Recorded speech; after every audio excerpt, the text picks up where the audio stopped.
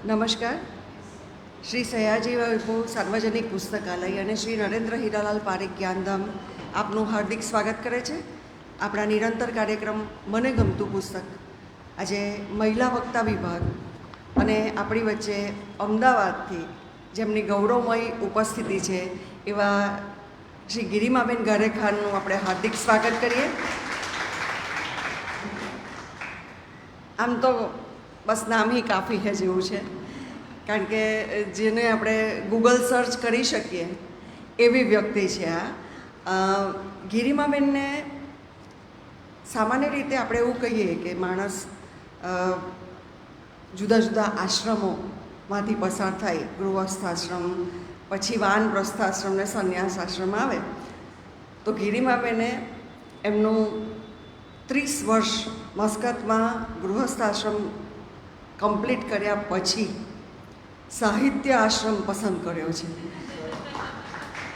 English સાથે એમણે અભ્યાસ કરેલો, બીએડ, અને અહીંયાથી જઈને પાછા 30 વર્ષ પછી આવીને અહીંથી એમએમાં અભ્યાસ કરતા હતા ત્યારે જ એમની વાર્તાઓ આરામ અને એવા પ્રસિદ્ધ મેગેઝિનોમાં છપાતી હતી, પણ પછી ત્યાંથી આવ્યા પછી એમણે જે શરૂઆત કરી એ બહુ જ ઝડપથી એમણે બધા જ મેગેઝિનોમાં પોતાનું સ્થાન, અને હવે તો આપણે કોઈ પણ દિવાળી અંક ખોલીએ કે નવનીત સમર્પણ હોય કે પછી શબ્દસૃષ્ટિ પરબ સુધીના દરેક, અખંડ આનંદ જેવા દરેક પ્રતિષ્ઠિત મેગેઝિનોમાં એમની વાર્તા એક સરસ પ્રતિષ્ઠિત સ્થાન શોભાવી રહી છે. એમ કહીએ તો ખોટું નથી કે મેગેઝિન પણ એમની વાર્તાથી શોભે છે. અને ખાસ એમની વાર્તાઓમાં મને એ વસ્તુ વધારે સ્પર્શી જાય છે કે નિસ્બત સાથેની વાર્તાઓ હોય છે. કળાના નામ પર કશું પણ પીરસી દેવું એ એમનો બિલકુલ સ્વભાવ નથી. બહુ જ રુજુ સ્વભાવના છે.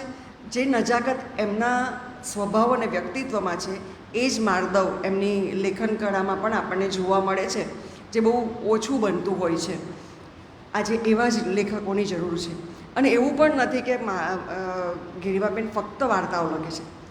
એ બાળકો માટે જ્યારે વાર્તા લખે, આમ તો કહેવાય કે માણસની જેમ ઉંમર થાય તેમ એ બાળક થતો જાય છે, પણ એમણે જ્યારથી બાળ વાર્તા લખવાનું શરૂ કર્યું ત્યારે એ બાળકોના લેવલ પર જઈને એ યાદ છે એમને કે જ્યારે હું પુસ્તકાલયમાં છકો મોકો ને ચંપક ને બધું વાંચતી ત્યારે મને કેવું ગમતું, તો એ લેવલ પર જઈને લખે છે. અને એટલે એમની વાર્તાઓ મને યાદ છે ગિરિમાબેન કે સ્મિતા પારેખ સ્પર્ધામાં જે તમારી વાર્તાનો નંબર આવ્યો હતો તેમાં હું નિર્ણાયક હતી, અને આજે મારી વાર્તાના નિર્ણાયક થઈ શકે એવું સ્થાન એમણે મેળવ્યું છે, એનો મને ખૂબ આનંદ છે. બાળ વાર્તાઓ સિવાય લઘુકથાઓ કોઈક વાર આપણે એમને બોલાવીશું એના વર્કશોપ માટે. તે સિવાય નવલિકા, નવલકથા, વ્યક્તિચરિત્રો, અને એ સિવાય મંદિરો, કે આપણા ભારતમાં કેટલા મંદિરો કંઈક વિશિષ્ટતા ધરાવે છે એનું પણ સુંદર પુસ્તક એમણે કર્યું છે. એટલે એટલું એમના લેખનમાં વૈવિધ્ય છે. અને એટલું જ નહીં, એમની લેખન કળા છે ગુજરાતીમાં, પણ એમની એક અંગ્રેજી નવલિકા સંગ્રહ પણ પ્રગટ થયો છે હમણાં 2024માં. અને એટલું જ નહીં, એમની વાર્તાઓમાં ના હિન્દી, અંગ્રેજી, ઉડિયા, મૈથિલી, હિન્દી, મરાઠી, આ બધી ભાષાઓમાં અનુવાદ થયા છે. અને એમનું નામ, એમની વાર્તાઓ આંતરરાષ્ટ્રીય વાર્તા સંગ્રહોમાં પણ એમની વાર્તાએ સ્થાન મેળવ્યું છે, જે આપણા ગુજરાતીઓ માટે ખરેખર ખૂબ ગૌરવની વાત કહેવાય, કારણ કે બહુ ઓછા ગુજરાતીઓ આ કક્ષાનું સન્માન મેળવી શકે છે. અને એટલે જ એમની જે વાર્તાઓ છે બધી જ ભાષાઓમાં અનુવાદિત થતી રહે છે. એમના પુસ્તકો 23 જેટલા છે, જેમના કાવ્ય સંગ્રહ એકરૂપ, વ્યક્તિચરિત્રો રજથી સૂરજ, અને તે સિવાય બાળ વાર્તા સંગ્રહ, એમણે હમણાં જે બાળ વાર્તા સંગ્રહ કર્યો એ ગુજરાતી અને અંગ્રેજી બંને ભાષાનો સાથે કર્યો, જેની હમણાં બહુ જરૂર છે, કારણ કે બાળકો અંગ્રેજી માધ્યમમાં ભણે છે, પણ એમને ગુજરાતી પણ જો આવડવું જોઈએ એવું આપણે ઈચ્છતા હોઈએ તો તાત્કાલિક એમને એ અનુવાદ મળી રહે એવું એમણે કામ સુંદર કર્યું છે. નવલિકા સંગ્રહ છે એમના ઘણા બધા, તેજ તિખારા લઘુકથા સંગ્રહ છે, નવલકથા વાયા રાવલપંડી છે, શ્રદ્ધાના શિખરો નામનું ભારત વર્ષના અદ્ભુત મંદિરોનું પુસ્તક છે. એમના જે પુરસ્કારો છે, ઇનામો, એની વાત કરીએ તો ગુજરાત સાહિત્ય એકેડેમી પ્રથમ પુરસ્કાર 2018માં એમની ટુકડો નવલિકા સંગ્રહને મળેલો. બાળ વાર્તા સંગ્રહ પતંગિયાની ઉડાનને પણ મળ્યો. ગુજરાત સાહિત્ય એકેડેમીનો પ્રથમ પુરસ્કાર એટલે 2018માં એમને બંને માટે મળ્યા. અંજુ નરસિંહ પારિતોષિક પણ એમને એ જ પુસ્તક માટે મળ્યું. બાળ વાર્તા સંગ્રહ રમકડાની પાર્ટી માટે પણ 2019માં મળ્યું. ડૉક્ટર ફેની રતલ માર્શલ ચંદ્રક 17, 18 અને 19 ત્રણે વર્ષનું શ્રેષ્ઠ પુસ્તક એમને રમકડા પાર્ટી માટે મળ્યું છે. નવલકથા વાયા રાવલપંડીને ગુજરાત સાહિત્ય એકેડેમીનો દ્વિતીય પુરસ્કાર 2020માં. બાળ વાર્તા સંગ્રહ પંખીઓના દેશમાં એને પણ 2020નો પ્રથમ પુરસ્કાર ગુજરાત સાહિત્ય અકાદમીનો. અંજુ નરસિંહ વિશિષ્ટ સન્માન પણ પ્રાપ્ત થયું છે. કંચન રશ્મિન બાળ વાર્તા પુરસ્કાર પણ એને મળ્યો છે. લંબચોરસ લાગણીઓ નવલિકા સંગ્રહને ત્રિપદા ફાઉન્ડેશન અને અસહાય સાહિત્ય સભાનો દ્વિતીય પુરસ્કાર 2021માં મળ્યો છે. ભીનું ભીનું વાદળ નવલિકા સંગ્રહને ત્રિપદા ફાઉન્ડેશન અને અસહાય સાહિત્ય સભાનો દ્વિતીય પુરસ્કાર મળ્યો છે. આ ઉપરાંત એમને કેતન મુનશી, સ્મિતા પારેખ કે શોપિઝન હોય કે કચ્છ શક્તિ કે ચિત્રલેખા વાર્તા સંગ્રહ હોય કે પછી ટીવી અને રેડિયોના માધ્યમ પર પોતાની વાર્તાઓ પોતાના અવાજમાં રજૂ કરવાની હોય, આ બધી સિદ્ધિઓ તો એમણે સતત મેળવી જ છે. અને એ પણ મસ્કતમાં 30 વર્ષનો બિલકુલ પોતાના ગ્રહને સમય આપ્યા પછી એમણે જે શરૂઆત કરી મોડી, પણ ક્યારેય કશું બહુ મોડું હોતું નથી એ એમણે પોતે સાબિત કર્યું છે. અને એટલે જ એમની વાર્તાઓ રાષ્ટ્રીય અને આંતરરાષ્ટ્રીય લેખકો સાથે છે. અને એને લીધે એમને દિલ્હી માટે બાળ કાવ્યના પઠન માટે ખાસ આમંત્રિત કરવામાં આવેલા. હૈદરાબાદ માટે પણ એમને ભુવનેશ્વરમાં પણ કાવ્ય પઠન માટે અને પેનલ ડિસ્કશન માટે આમંત્રણ કરેલા. હૈદરાબાદમાં વાર્તા પઠન માટે પણ આમંત્રિત કરવામાં આવેલા. એટલે ખૂબ પ્રતિષ્ઠિત સ્થાન અત્યારે માત્ર 3 વર્ષમાં એમને ગુજરાત સાહિત્ય અકાદમીના બાલ સૃષ્ટિ, બાલ આનંદ અને વિશ્વકોશમાં સંપાદક મંડળમાં એ અત્યારે ખૂબ સફળતાપૂર્વક સંપાદન કરી રહ્યા છે.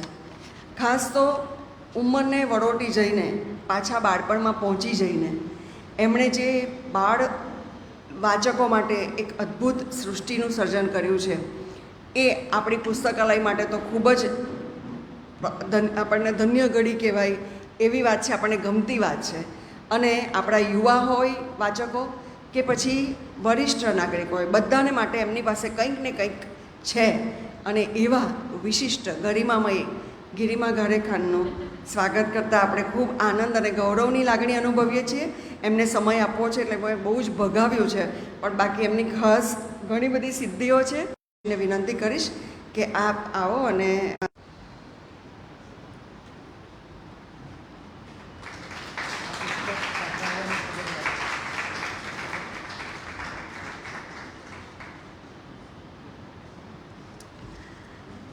દરેક પુસ્તકો મનોજગતને કે જે આપણે વાંચીએ તો અંદરથી કંઈક આપણું સંવેદના તંત્ર એટલું બધું હલી જાય કે આપણને રાત્રે ઊંઘ પણ ન આવે. અને એ પણ વાંચવા એટલા માટે જરૂરી છે કે આપણે અનુભવી શકીએ કે આપણે કેટલા સુખી છીએ અને કેવા આપણે કમ્ફર્ટ ઝોનમાં રહીએ છીએ. અને બીજા લોકો આ જ પૃથ્વી પર કઈ યાતનાઓ ભોગવી રહ્યા છે એ જાણવા માટે પણ કદાચ આપણે પોતે ન વાંચી શકીએ તો આવા એક સુસજ્જ વાચક જ્યારે આપણી સામે રજૂ કરશે, હું નુજુદ, ઉંમર વર્ષ 10, તલાકશુદા, ટાઇટલ વાંચીને જ આપણને થોડીક રૂવાડા ઊભા થઈ જાય. અને એ વાર્તાના પાછા આપણા પ્રિય મિનળબેને અનુવાદ કર્યો છે આ નવલકથાનો, એટલે એ વધારે આપણને કુતૂહલ પેટે અને આપણે વધારે કનેક્ટ કરે છે. તો આવો ગિરિમાબેન અને આપ રજૂ કરો, હું નુજુદ, ઉંમર વર્ષ 10, તલાકશુદા.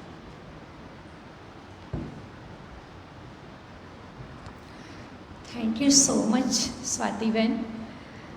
ગુજરાતી સાડી પહેરી કે દુપટ્ટો લઈને આવીએ તો માથે ઓળીને બેસી જત, એટલો બધો સંકોચ કરાવ્યો તમે મને. પણ ખૂબ ખૂબ આભાર, ખૂબ સરસ પરિચય આપ્યો તમે. એકચ્યુઅલી તો હું બહુ ખુશ છું અહીંયા આવીને, કેટલું બધું સાંભળ્યું હતું આ લાઇબ્રેરી વિશે. એટલે આ લાઇબ્રેરીમાં આવવાનું મને જેવું કહ્યું, મેં કીધું હા આવીશ જ. અને પછી જેને પણ મેં મિત્રોને કહ્યું કે હું જઉં છું નવસારી લાઇબ્રેરીમાં, એટલે એ બધા પણ ખુશ હતા. એમાંના અમુક જણ અહીંયા આવેલા પણ છે. અને એ બધાને ગ્રુપમાં લખ્યું, મેં એમને વાત પણ કરી કે આ લાઇબ્રેરીમાંથી આમંત્રણ આવે ને તો કોઈએ ક્યારેય ના નહીં પાડવાની, જવાનું જ.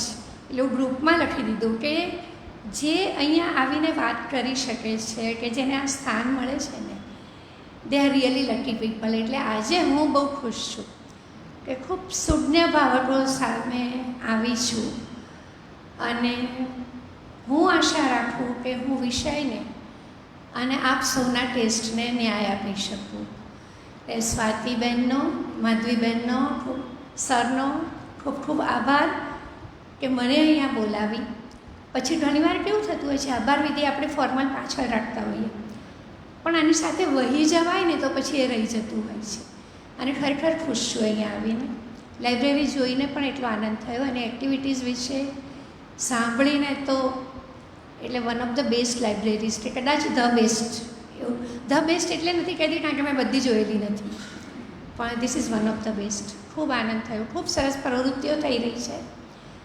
અને એટલે નવસારી હજી તો સવારે જ આવી, પણ સ્ટેશનથી ઉતરીને એમના ઘર સુધીને ઘરમાં જે ભાવ થયો ને એમ થયું કે આમાં થોડો નાનકડો રોલ લાઇબ્રેરીનો હશે જ.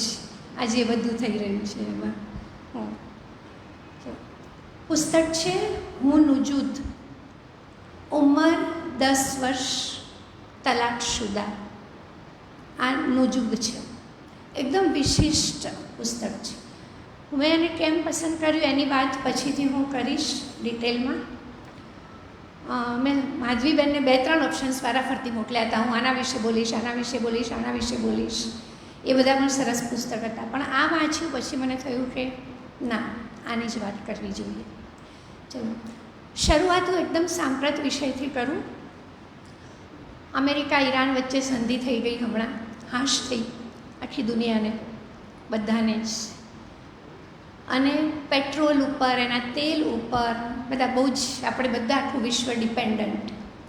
અને આપણને બધાને એમ થાય કે આ ઈરાક અને બધા ગલ્ફ કન્ટ્રીઝ એ બધા તેલથી સમૃદ્ધ દેશો, બધાનું ડ્રીમ ડેસ્ટિનેશન ફરવા જવું હોય કે રહેવા જવું હોય, દુબઈ અને આ બધા દેશો હોય કે હા મને તો દુબઈમાં નોકરી મળી, મને અહીંયા નોકરી મળી, ડ્રીમ ડેસ્ટિનેશન્સ. એટલે આપણા બધાની ઇમ્પ્રેશન એવી છે કે આ અરેબિક કન્ટ્રીઝ છે એટલે બધા બહુ સમૃદ્ધ દેશો છે. પણ આ જે આપણા પુસ્તકમાં જે દેશની વાત છે એ એકદમ ગરીબ દેશ છે, અને એ અરેબિયામાં આવેલો છે. દેશ છે યમન. એક વખત એવો હતો કે યમન પણ બહુ જ સમૃદ્ધ દેશ હતો, અને મરી મસાલા અને એ બધા માટે ફેમસ.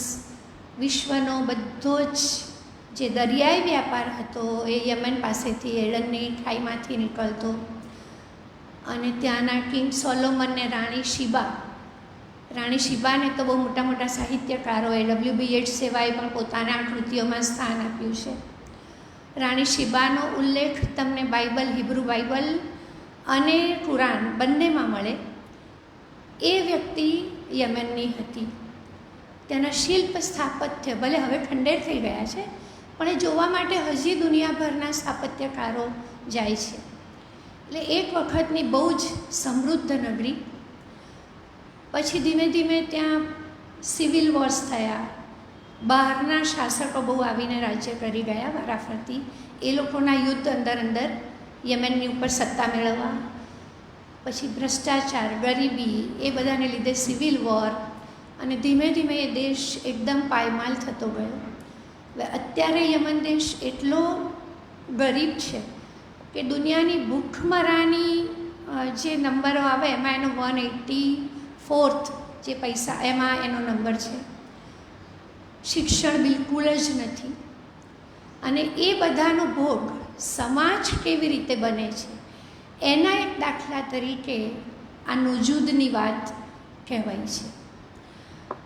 આ પુસ્તક છે ને એમાં ઇન્ટરનેશનલ બેસ્ટ સેલર બનેલું છે.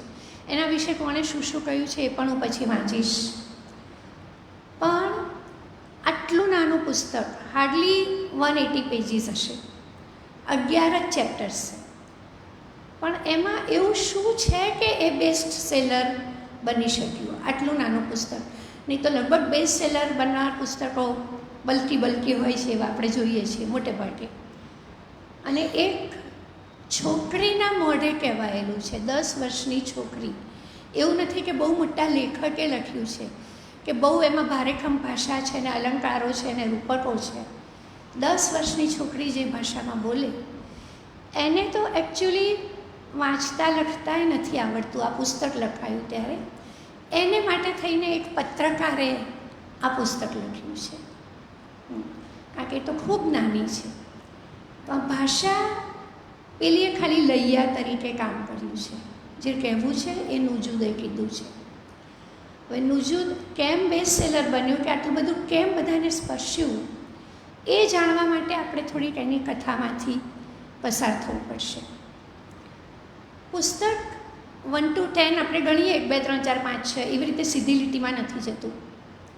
ઝિગઝેગ પદ્ધતિ કહીએ, મધ્યથી ચાલુ થયું, પાછું ફ્લેશબેક આવ્યું, પાછું શરૂઆત આવી, અને એટલે એમાં રસ ખૂબ જળવાઈ રહે છે. શરૂઆત જ એટલી બધી ઉત્કંઠાથી થાય છે કે શું હશે એમાં. પહેલું જ ચેપ્ટર છે અદાલતનું છે, કોર્ટ. નુજુદ અદાલતના કમ્પાઉન્ડમાં પહોંચી છે અને એને કોઈ ન્યાયાધીશને મળવું છે. પહેલી વાર એ ઘેરથી એકલી બહાર નીકળી છે અને ભાગીને આવી છે, ઘરમાં કોઈને કહ્યા વિના. જ્યારે પણ નુજુદની વાત કરીએ ને ત્યારે યાદ રાખજો કે એ 10 વર્ષ કરતાં પણ નાની છે. ઘેરથી ભાગીને આવી છે, કોઈ ન્યાયાધીશની શોધમાં આવી છે અને બુરખો પહેરેલો છે એણે. તો ત્યાં આવીને પહેલાં તો એ ડઘાઈ જાય છે. અદાલતનું વાતાવરણ, પેલી પીળી ફાઇલો લઈને ફરતા વકીલો છે, ચીસો પાડતી સ્ત્રીઓ છે, ન્યાય એવી બધા અવાજ સંભળાય છે એને બધી બાજુથી. પછી કોઈક પેલા ચાવાળા ને શરબતવાળા ને આ બધું વાતાવરણ એને પહેલી વાર જોયું છે. થોડીક ડઘાઈ ગઈ છે અને એટલી નાની છે કે કોઈ એના તરફ ધ્યાન જ નથી આપતું. એ કહે છે કોઈ મારી સામે તો જોતું જ નથી, પણ હું કેવડી છું, તો એ લોકોના પેટ સુધી નથી પહોંચતી. એટલી નાની છોકરી છે. પછી છેવટે એ હિંમત કરીને એક જણને પૂછે છે કે મારે ન્યાયાધીશને મળવું છે. પેલાને ખૂબ નવાઈ લાગે છે કે ન્યાયાધીશ, એની પાસે સમય નથી એટલે પગથિયા ઉપર એટલું કહીને જતો રહે છે. એટલે પગથિયા ચડીને ઉપર જાય છે. ન્યાયાધીશ ક્યાં મળશે? પછી એને એક લેડીને પકડી, મારે ન્યાયાધીશ. પહેલું તો એ કે ન્યાયાધીશને મળવું છે એટલે માધવીબેન બધાને એ જ નવાઈ લાગે કે આવડી જ છોકરી છે, એને શું કામ હશે ન્યાયાધીશનું. છેવટે એ લેડીએ કીધું કે ચલ મારી સાથે. કયા ન્યાયાધીશને મળવું છે? કે મને નથી ખબર, એને ક્યાં કોઈના નામ બામ આવડે છે, મને નથી ખબર, મારે કોઈ પણ ન્યાયાધીશને મળવું છે. પેલી કંઈ તો ઘણા બધા ન્યાયાધીશ છે, મને કોઈની પણ સાથે મેળવી આપો. પેલીએ કીધું ચલ મારી સાથે. એટલે એકચ્યુઅલી જે કોર્ટ રૂમ હતો ત્યાં એને લઈ ગઈ. બધા બેઠેલા છે કે કેસીસને બધું ચાલી રહ્યું છે. એ બેસે છે અને ખૂબ ગભરાયેલી છે, ખૂબ. વાતાવરણ નવું છે, પહેલી વાર ઘરથી એકલી નીકળી છે અને ભાગીને આવી છે, ખૂબ ગભરાટ છે. પેલું કહે ને કે એના ધબકારાય પોતે સાંભળી શકે એટલું બધું ગભરાટ છે.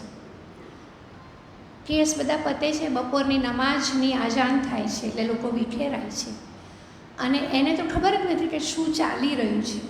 ત્યાં એને એક અવાજ સંભળાય છે કે હું તને શું મદદ કરું? તે જુએ છે કે હા, તો પેલા જજની ખુરશી પર બેઠા હતા એ જ ભાઈ મને પૂછી રહ્યા છે. અચ્છા, તો આ ન્યાયાધીશ છે. એટલે એ છોકરીએ એમને કીધું કે મારે તલાક જોઈએ છે. પહેલું એનું વાક્ય એ છે, મારે તલાક જોઈએ છે. ત્યાં પહેલું ચેપ્ટર પૂરું થાય છે. હવે તલાક, ત્યાં જ આપણને વાચકોને ઉત્સુકતા, 10 વર્ષની છોકરી અને તલાક જોઈએ છે, ત્યાં જ મૂકીને આપણને બાળપણમાં લઈ જાય છે.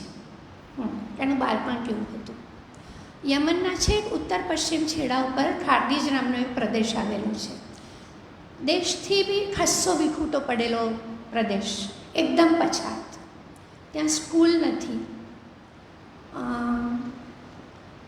મસ્જિદ પણ નથી, કરિયાણાની દુકાન નથી, કશું જ નથી. એવા આખા ગામમાં ખાલી 5 પાકા મકાન છે, બાકી બધા કાચા ઘરોમાં રહે છે. ત્યાં એનો જન્મ થયો છે. એની માં સોયાને 16 બાળકો, એમાંથી 5 મરી ગયા છે, 11 જીવે છે. અને એના અબ્બાની બીજી બીબીને પણ 5 બાળકો છે, એટલે ટોટલ એમાં પહેલો બાળક અપાહિત છે. હવે એના અબ્બા એ લોકો પાસે ઘેટા છે, થોડી ગાયો છે, ઘર એમને એમ ચાલે છે. પણ આ એ વખતે હજી ત્યાં રહે છે ત્યારે નુજુદ હજી 3-4 વર્ષની જ છે. એટલે કશી અછત કે એવી કંઈ એને ખબર જ નથી કે જે ઘરમાંથી મળે એ ખાવાનું. છોકરાઓની સ્કૂલ લગભગ 2 કલાક ચાલીને જવું પડે એટલી દૂર છે. એટલે એના 2 ભાઈઓ સ્કૂલ જાય છે. છોકરીઓને તો પપ્પા ના મોકલે, કારણ કે સેફટી રીઝન્સ છે, અને છોકરીઓને ભણવાની જરૂર જ શી છે. એમણે તો ઘરનું કામ જ કરવાનું છે, એમણે ક્યાં કશું કરવાનું છે. એટલે છોકરીઓને ભણાવવામાં નથી આવતી. એની 2 મોટી બહેનો છે, જમીલા અને મોના, એ લોકો પણ ભણતા નથી. મમ્મીને ઘરમાં મદદ કરે છે. એટલી બધે સુધી મદદ કરે છે કે મમ્મીને ડિલિવરી આવવાની હોય તો દવાખાનું તો છે નહીં, તો મોટી દીકરી ઘરની સાદડી ઉપર માની ડિલિવરી કરાવે છે, અને રસોડામાંથી છરી લાવીને બાળકની નાળ કાપે છે મોટી દીકરી. એ રીતે ડિલિવરી થાય છે. એવો પછાત આ પ્રદેશ. અને મમ્મી ઘરનું કામ કરે છે, અને પેલું કહીએ ને કે બાળકો જણ્યા કરે છે, બીજું કંઈ છે જ નહીં એને. એની એક બહેન તો એકવાર કહે છે ખરી કે જેમ મરઘી ઈંડા મૂકે ને મમ્મીને બચ્ચા આવ્યા કરે છે, એટલા બધા બાળકો થયા જ કરે છે. પણ ગામડું છે ને ઘરમાં ગાયો ને ઘેટા છે એટલે ચાલી રહે છે એ લોકોને. અને અચાનક એક દિવસ કંઈક એવું થાય છે. હવે આ છોકરી બહુ નાની છે નુજુદ, અને વાત એણે કહી છે એટલે નહીં કે ત્યાં સુધી આપણને ખબર નહીં પડે કે શું થયું હતું આગળથી, કારણ કે નુજુદે જ કહેવાનું છે આપણને. અચાનક ઘરમાં કંઈક એવું થાય છે કે નુજુદથી મોટી બહેન છે મોના, એની એકદમ શાદી કરી દેવામાં આવે છે. આપણે ઘડિયા લગ્ન કહીએ એવું શાદી કરી દેવામાં આવે છે. અને ગામ લોકો સાથે એના અબ્બાનો ઝઘડો થાય છે, અને એ લોકોએ ગામ છોડીને નીકળી જવું પડે છે. ને એ લોકો યમનની રાજધાની સાનામાં રહેવા આવે છે. પણ ત્યાં એના અબ્બા પાસે કામ નથી, બહુ મુશ્કેલીથી સફાઈ કામદાર તરીકેનું કામ મળે છે. ઘર ઘેટા બકરા બધું તો ત્યાં મૂકીને જ આવ્યા છે, કંઈ કામ નથી. 16 બાળકો છે, અને અડધું તો એમનો જે પગાર મળે છે ઘરનું ભાડું આપવામાં જતો રહે છે. પછી જે 2 મોટા દીકરાઓ છે ભણતર તો છે નહીં, એટલે બજારમાં ઊભા રહીને ચ્યુઇંગમ વેચે, ટિશ્યુ પેપર વેચે. અને આ છોકરીઓને અબ્બા મોકલે છે ભીખ માગવા માટે, કે તમારે જઈને પેલા ગાડીના કાચ ખખડાવવાના. આપણે બધા એવો અનુભવ કરીએ છીએ, ખખડાવવાના, નખ મારવાના, અને જે ભીખ મળે એ લઈ આવવાની. તો પણ નુજુદ હેપી છે કે આ ઘર, કારણ કે એણે એનાથી વિશેષ શું હોય એ જોયું જ નથી. એ જ લાઈફ છે, એ જ પણ. પછી અહીંયા તો એની સ્કૂલ પણ શહેરમાં આવ્યા છે એટલે ચાલુ કરાવે છે. તો નુજુદને સ્કૂલમાં બહુ ગમે છે, ડ્રોઈંગ કરે છે. પછી થોડી પેલી કુરાનની સૂરા બોલતા શીખે છે, એ શીખે છે. અને ડ્રોઈંગ એ કેવા કરે કે મોટા ઘર હોય ને બહાર ચોકીદારો ઊભા હોય ને એવા એ ડ્રોઈંગ્સ કરે. અને એક બહેનપણી પણ થાય છે મલેક કરીને, મલેક જોડે દરિયાની વાતો કરે. ખુશ છે, 1 થી 100 નંબર શીખે છે, પોતાનું નામ લખતા શીખે છે. હજી 1લા ધોરણમાં છે. એટલું એને આવડ્યું છે. અને એક દિવસે ઘેર આવે છે ત્યારે એના અબ્બા કહે છે કે નુજુદ, એક સારા સમાચાર છે, અમે તારા નિકાહનું નક્કી કર્યું છે. હવે એ વખતે પણ નુજુદને તો એમ છે કે નિકાહ એટલે શું, કેવી પરિસ્થિતિ હોય. એનું પહેલું રિએક્શન નિકાહ એટલે એને એમ છે કે હું આ ઘરમાંથી જઈશ, કારણ કે ઘરમાં બહુ જ તકલીફો છે, હું બીજા ઘરમાં જઈશ તો મારી બીજી જિંદગી ચાલુ થશે. કારણ કે નિકાહ એટલે શું એકચ્યુઅલી એને ખબર જ નથી એ ઉંમરમાં. એની 10 વર્ષની ઉંમર પણ એણે કહી છે અંદાજાથી. એની મમ્મીને પૂછતી કે હું કેટલા વર્ષની, કે મારો જન્મ ક્યારો, તો મમ્મીના રેફરન્સીસ કેવા છે બધા બાળકો માટેના જન્મના. ફલાણાના લગ્ન થયા ત્યારે તું જન્મી હતી, ફલાણા મરી ગયા ત્યારે તું જન્મી હતી. કોઈ ડેટ્સ, કોઈ સમય નથી. એટલે નુજૂદ કહે છે કે હું તો હાર્ડલી 9 વર્ષની આવીશ, મને ખબર જ નથી. પણ એને કહે છે કે તું 10 વર્ષની, એટલે 10 વર્ષની એવું માની લે છે. પછી એણે એક કોઈક કઝિનના નિકાહ જોયા છે. કઝિને મહેંદી મૂકી હતી, દાગીના પહેર્યા હતા, નવા નવા કપડાં પહેર્યા હતા. મને એ બધું કરવા મળશે એવું છે નુજૂદને, કે નિકાહ થશે. પણ ઘરમાંથી જવાનું તો દુઃખ, કે આ બધાને છોડીને જવાનું પાછું નથી ગમતું એને. એટલે નિકાહ કરવાના છે ત્યાં મૂકીને ફરી આપણને લઈ આવે છે અદાલતમાં. ન્યાયાધીશ પૂછે છે એને કે તારે કેમ તલાક જોઈએ છે? મારો વર મને બહુ મારે છે. આ તો કેટલી નાની પાતળી નાજુક છોકરી છે. ન્યાયાધીશને ખૂબ નવાઈ લાગે છે, તારો વર તને મારે છે. પણ એ જે રીતે બોલે છે ને એ રીતે સંકોચ મૂકીને ન્યાયાધીશને કહે છે કે ના, મારી સાથે શયન થયું છે. અને ન્યાયાધીશને ખૂબ શોખ લાગે છે આવડી નાની છોકરી સાથે. અને એની જેની સાથે પરણાવી હતી એ માણસ ગયો હતો. અરેબિક કન્ટ્રીઝમાં ફ્રાઈડે રજા હોય, એટલે ફ્રાઈડે સુધી એને ઘેર મોકલવી એવી તો શક્યતા જ નથી કે હવે એને આ લોકો સલામત ના રહેવા દે.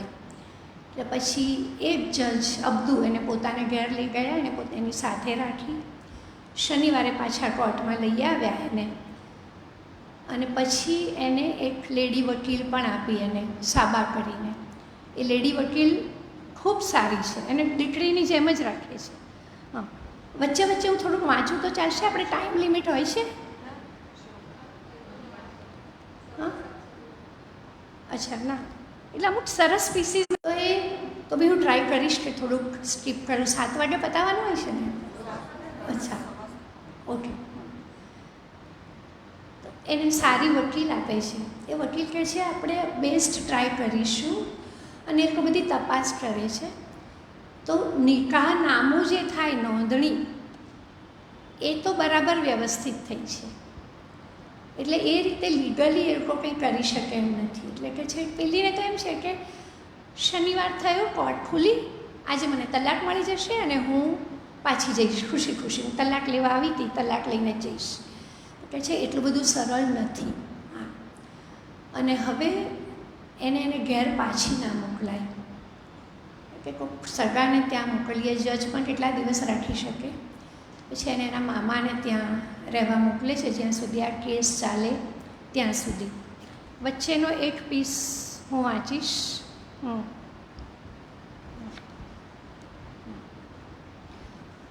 જ્યારે એણે ન્યાયાધીશને મળવાની વાત કરીને એ વખતના એના હાવભાવ.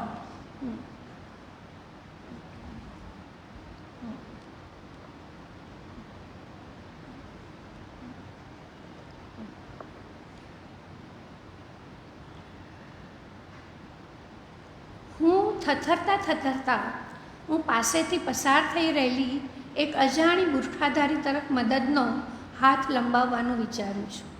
આગળ વધ નુજૂદ, તું નાની છોકરી છે હકીકત છે, પણ તું હવે એક ઓરત પણ છે, ખરી ઓરત.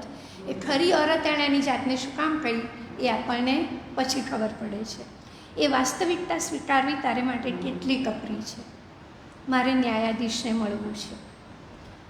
હું એની સાથે વાત કરું છું, એ મનાતું ન હોય. મેં બુરખાવાળી સ્ત્રીની 2 આંખો મને તાકી રહી છે. શું? મારે ન્યાયાધીશને મળવું છે. કયા ન્યાયાધીશ? કોઈ પણ, મને કોઈ એકની પાસે લઈ જાય એટલે પત્યું. એ કોણ છે એની મને પરવા નથી. નુજૂદ કહે છે હું એક એવી સાધારણ ગ્રામ કન્યા છું જે હંમેશા પિતા અને ભાઈઓના હુકમ માનતી આવી છે. આ ત્યાંના સમાજની રીત છે. પપ્પા કહે ફાઇનલ, નહીં તો મોટો ભાઈ કહે ફાઇનલ. અવાજ નહીં ઉઠાવવાનો. બોલતા આવડ્યું ત્યારથી દરેક વાતે હા કહેવાનું શીખી છું, પણ આજે મેં ના કહેવાનું નક્કી કર્યું છે. આજે અંદરથી હું સડી ગઈ છું, ખવાઈ ગઈ છું. જાણે કે મારામાંથી મારું કોઈ અંગ મારામાંથી ચોરાઈ ગયું છે. પણ હવે મને ન્યાય મેળવતા અટકાવવાનો કોઈને હક નથી. મારી આ છેલ્લી તક હું વેડફવા માંગતી નથી. જ્યાં અજાણતા જ મારી ચીસો પડઘાય છે એવા મોટા ઓરડાની આરસની લાદી જેવી આ બાઈની ટાઢી નજરમાં દેખાતું અચરજ મને મૂંગી નહીં કરી શકે. છેવટે એ સ્ત્રીએ કીધું કે મારી સાથે આવ. એટલે એ આવી છે ત્યારે કેવું છે. પછી ન્યાયાધીશને પણ એને જોઈને બહુ નવાઈ લાગે છે. જ્યારે એણે બધી વાત કરી ત્યારે એના હાવભાવ શું છે. તું હજી અક્ષત છે. ગળે થૂંક ઉતારવું અઘરું પડ્યું. આ વાતો કરવી મને એટલી શરમજનક લાગે છે, મને આકુળ વ્યાકુળ કરી દે છે. મારા દેશમાં અજાણ્યા પુરુષોથી સ્ત્રીઓ હંમેશા આગી જ રહે છે. આ ન્યાયાધીશને તો હું હજી હમણાં પહેલી જ વખત મળી છું, પણ સાથે સાથે એ સમજાય છે કે મારે જીતવું હશે તો મારે આ કળણમાં ઉતરવું જ પડશે. અને પછી ન્યાયાધીશને બધી વાત કરે છે. એનો કેસ ચાલુ થાય છે. ન્યાયાધીશ કહે છે કે આપણે એના અબ્બાને અને એના વરને જેલમાં પૂરવા પડશે. હવે પાછી છોકરી છે ને, હા મારા અબ્બાને જેલમાં પૂરશે એમ થઈ જાય છે ને, કે અબ્બાને તો તબિયત નથી સારી, અબ્બા મને માફ કરશે જેલમાં. અબ્બાએ એને આટલા નરકમાં નાખી છે તો બી એ છોકરીને તો એવું જ છે કે હા અબ્બાને જેલમાં પૂરશે. પણ એ બે જણને એ લોકો જેલમાં પૂરી દે છે કે કેસ ચાલે નહીં, પૂરો ન થાય ત્યાં સુધી આપણે એમને જેલમાં રાખવા જ પડશે. એટલે એ લોકોને એ જેલમાં પૂરી દે છે. અને મીનવાઇલ જે મોસ્ટ ઇમ્પોર્ટન્ટ વાત છે, નુજુદના નિકાહની વાત આવે છે. એના કોઈ સપના પૂરા નથી થયા, નથી મહેંદી મુકાઈ, નથી ઘરેણાં મુકાયા, નથી મીઠાઈ ખાવા મળી, અને એની જેઠાણીનો એક લાંબો જૂનો ગાઉન પહેરીને એની શાદી થઈ ગઈ છે. એને ઘરથી જતે બહુ જ રડવું આવે છે. પણ જ્યારે વિદાય થવાની હોય છે ત્યારે એની મમ્મી એને બુરખો પહેરાવે છે કે હવે તારે ઘરની બહાર આ બુરખા વિના નહીં જવાનું, હવે તું શાદીશુદા ઓરત છે. પાછું એને જવાનું છે ત્યાં જે એનું ઓરિજિનલ વતન હતું ખારદીજ, ત્યાં. એનું જે જર્ની છે એનું પણ ખૂબ સરસ વર્ણન છે, કેટલી મુશ્કેલીથી એ લોકો પહોંચ્યા છે. હવે એ ત્યાં જાય છે, બધી સ્ત્રીઓ મળવા આવે છે. એની સાસુને એ ગમતી જ નથી બિલકુલ જ, એ પહેલેથી જ ખબર પડે છે. અને જે કહીએ ને નવલકથાનું જે હાર્દ છે એ આ ચેપ્ટરમાં છે. તમે લોકો બહુ મેચ્યોર ઓડિયન્સ છો એટલે હું વાંચું છું. એ તો થાકેલી છે જર્ની કરીને, રાત્રે સૂઈ ગઈ છે. હું ઊંઘમાંથી હજી ન જ ઉઠી હતા. એના સાસરાના ઘરની વાત છે. પણ બારણું ખુલતા જે અવાજ સંભળાયો એનાથી હું જરાક જાગી. મને થયું રાતના પવનનો સુસવાટો હશે જેથી બારણું અથડાયું હશે. મારી તો આંખ પણ ઉઘડતી નહોતી. ત્યાં એક ભારેખમ વાળવાળું શરીર મારી સાથે ભીંસાયું. કોકે દીવો બુજાવીને ઓરડામાં કાળું ધબ અંધારું કરી દીધેલું. હું ફફડી ઉઠી. આ તો એ જ હતા. સિગરેટ અને ખાતની મિશ્ર ગંધ. ખાત એ એક જાતનો કેફી પદાર્થ છે. ખાતની મિશ્ર ગંધથી હું એને તરત ઓળખી ગઈ. તું મારી બીબી છે. હવેથી તારે શું કરવું એ હું નક્કી કરીશ. આપણે હવે એક જ પથારીમાં સૂવાનું છે. અગેન રિમેમ્બર, એ જસ્ટ 10 વર્ષની છે અને એનો વર 30 ઉપરનો છે. મેં છલાંગ મારવા પગ ઊંચા કર્યા જેથી હું ભાગી જઈ શકું, પણ ક્યાં? મારે આ ફાંસલામાંથી છટકવું જ પડે. હું આગળના આંગણામાં ઘૂંટણિયાભેર થઈને ઊભી થવા ગઈ ત્યાં તો 2 હાથે મને જકડી લીધી, ભીંસીને ખેંચી સૂવાના ઓરડામાં લઈ જઈને ચટાઈ પર પટકી. હું તો જાણે લકવો મારી ગયો હોય એમ જડ થઈ ગઈ. મને જાણે કોઈએ બાંધી લીધી. કદાચ કોઈ સ્ત્રી મારી વારે આવે એ આશાએ મેં મારા સાસુને બોલાવ્યા, કોઈ તો મને બચાવો. ત્યાં એણે પોતાનું સફેદ અંગરખું ઉતારવા માંડ્યું. હું પોતાને બચાવવા દડાની જેમ ફીંડલું વળી ગઈ. એણે મારું કુર્તું ખેંચવા માંડ્યું. એણે મારા કપડાં ઉતારવા હતા. એણે મારા શરીરને મસળવા માંડ્યું. એમાંથી એના હોઠમાંથી તમાકુ ને ખાતની મિશ્ર બદબૂ આવતી હતી. મને એવું લાગ્યું, હું છેલ્લી વાર કહું છું, તું મારી બીબી છે. હવે જેમ કહું એમ જ તારે વર્તવું પડશે. સમજાયું? એવું લાગવા માંડ્યું જાણે કોઈ વાવાઝોડામાં સપડાઈ છું. ક્યાંય ભાગવાનો માર્ગ દેખાતો નથી. વીજળી પડે છે. હવે મારામાં સામનો કરવાની તાકાત નથી. વાદળનો ગડગડાટ થયો, એક પછી બીજો, ફરી બીજો. જાણે આખું આકાશ મારી પર તૂટી પડ્યું. પછી અંદર અગન લાગી, જાલિમ અગન. આવું તો મને કદી થયું નથી. મારા શરીરમાં કોઈ બળજબરીથી ઘૂસી ગયું. હું ગમે એટલી વરાડા પાડું, કોઈ મારી સહાય માટે આવવાનું નથી. આટલી બધી પીડા અને બીકની વચ્ચે મારે એકલીએ જ આની સામે છીક ઝીલવાની હતી. જાણે મારો જીવ નીકળી જતો હોય એવી મેં ફરીથી એક ચીસ પાડી. પછી મને લાગે છે હું બેભાન થઈ ગઈ. આ એ છોકરીની લગ્ન પછીની રાત હતી. અને પછી આ અહીંથી અટકતું નથી. આ જુલમ એની પર રોજ થાય છે. અને એ ઉપરાંત દિવસે એને ખૂબ કામ કરવાનું છે.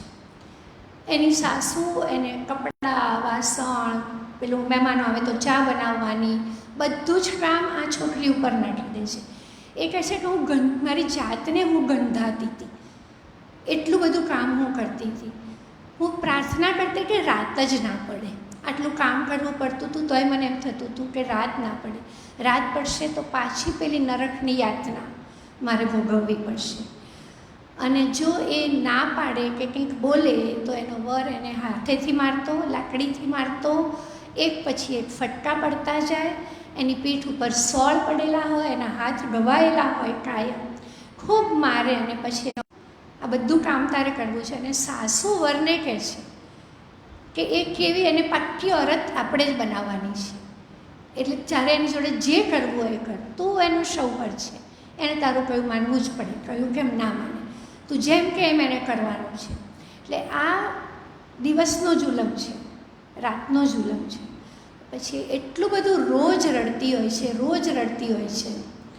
એટલે પેલો છેવટે કંટાળે છે કે તને શું જોઈએ છે, કે મને એકવાર મારે ઘેર લઈ જાઓ, એકવાર તો આપણી આબરૂ જાય. એ તારો પતિ છે, એ તારો ધણી છે, એ તારો શૌહર છે, એ તારો ખાવિંદ છે, એ જે કે એમ તારે કરવાનું. એણે લગ્ન વખતે એમ કહ્યું હતું, નુજૂદ હજી બહુ નાની છે. નુજૂદની મોટી બહેન મોના કહેતી હતી કે અબ્બુ એ બહુ નાની છે. એમની બીજી પત્ની કહેતી હતી કે હજી એ બહુ નાની છે. ત્યારે એના અબ્બુએ કહ્યું હતું કે એ જ્યાં સુધી ઓરત નહીં થાય, એટલે જ્યાં સુધી આગી બેસતી નહીં થાય ત્યાં સુધી એનો વર કોઈ અધિકાર નહીં કરે એની ઉપર. હવે ક્યારે આવે છે? બધાને કંઈ કહીને થાકે છે. કાકાઓ કોઈ નથી. આબરૂ પાછું ના આવાય, જવું જ પડે ને, જે કેમ કરવું જ પડે. છેવટે એની પેલી સાવકીમાં જુદી રહેતી હોય છે સામેના ઘરમાં, ત્યાં જાય છે. એને વાત કરે છે. એને ખબર હતી કે લગ્નનો એણે થોડોક વિરોધ કરવાનો પ્રયત્ન કર્યો હતો, એટલે એની પાસે જાય છે ને એને બધી વાત કરે છે. પેલી કહે છે તારે આટલો બધો તારી પર જુલમ હોય તો આ તો ન્યાયાધીશ જ તને ન્યાય અપાવી શકે, બીજું કોઈ કંઈ નહીં કરી શકે. એ બાઈ બી ભીખ માગીને રહેતી હતી. એને 5 છોકરા હતા. એનો વર એને હડે હડે કરતો હતો કાયમ, પરણીને લાવ્યો હતો તોય. તો પણ એ ભીખ માગીને લાવેલી. અને ત્યાંની કરન્સી 200 રિયાલ, એટલે $1/2 જેવું કંઈક થાય, એ એને આપી દીધા કે લે, તને આ કામ લાગે તો તું લઈ જા. હવે નુજૂદનું નસીબ સારું કે બીજે દિવસે સવારે એની માએ એને બીજા 150 રિયાલ આપ્યા કે જા જ બેકરીમાં જઈને પાઉં લઈ આવ. એટલે 150 ને 200, 350 રિયાલ છે એની પાસે. બુરખો પહેર્યો એણે, મોઢા પર રૂમાલ બાંધ્યો કે કોઈ મને ઓળખી ના જાય, અને હિંમત કરીને ઘરમાંથી બેકરીમાં જઉં છું કહીને નીકળી. રસ્તો ફંટાઈને જ્યાં શેરીની બહાર પેલા છકડા ઊભા રહે ને, છકડામાં એ બધી સ્ત્રીઓ સાથે બેસી ગઈ. પછી ત્યાંથી મેઇન ચોકમાં જઈને ટેક્સી કરીને, આપણને નવાઈ લાગે કે આટલી બધી હિંમત એનામાં ક્યાંથી આવી. ટેક્સી કરીને એણે કીધું મારે અદાલત જવું છે, અને એ ન્યાયાધીશ પાસે પહોંચી આવી. એને એકવાર એની વકીલ પૂછે છે કે ઘરથી ભાગવાની આટલી હિંમત ક્યાંથી આવી તારામાં? એટલે કે મારી પર જે જુલમ હતો ને એણે મને એ હિંમત આપી હતી કે એમાં હું પાછી જઈ શકું એમ જ નથી.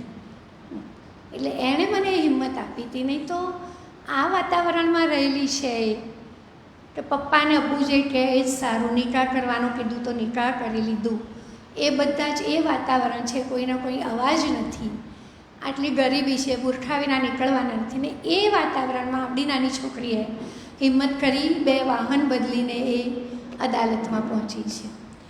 પછી તો અદાલતમાં કેસ ચાલ્યો. એના અબ્બાને ને બંને જણ એટલા ગુસ્સાથી એની સામે જુએ છે કે તું આવ, પછી જોઈ લઈએ છીએ તને. અને એમને તો એમ જ છે કે ઓફિશિયલ નિકાહ નામું ને બધું થયું છે એટલે અમારું કંઈ થવાનું નથી. સેકન્ડલી એ લોકોને એટલા નાના ગામડું હતું અને એટલા બધા બાળકોનો જન્મ થાય કે જન્મની નોંધણી તો ક્યાંય હોય જ નહીં. એટલે ન્યાયાધીશે એના પપ્પાને પૂછ્યું કે આ છોકરી કેટલા વર્ષની છે?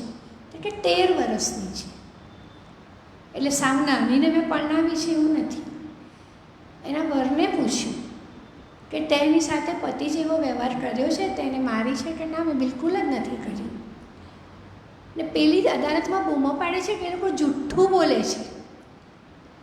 પછી ન્યાયાધીશ એમને પોતાની કેબિનમાં જે અંદર ચલાવે પત્રકારો, કારણ કે એ દિવસે સખત એની જે પેલી વકીલ હતી એણે પત્રકારોને ન્યૂઝપેપરમાં, ટીવી ઉપર બધે જ કહી દીધું છે. અમુક પત્રકારો તો એને મળવાય આવ્યા છે. એની વાત સાંભળીને બધાને એમ થાય છે કે આવડી નાની છોકરી સાથે આવું કેવી રીતે થઈ શકે. અને એક પત્રકારને તો એણે કીધું કે લગ્નની પહેલી રાત પછી હું સવારે ઉઠી અને મારા સાસુને જેઠાણી રૂમમાં આવ્યા અને પછી એમણે આખી ચાદર લોહીવાળી જોઈ એટલે મને મુબારકબાદી આપી. એમણે કે મુબારક છે. શેની મુબારક? એ લોકો કહેતા તમે એને ખબર જ નથી પડતી.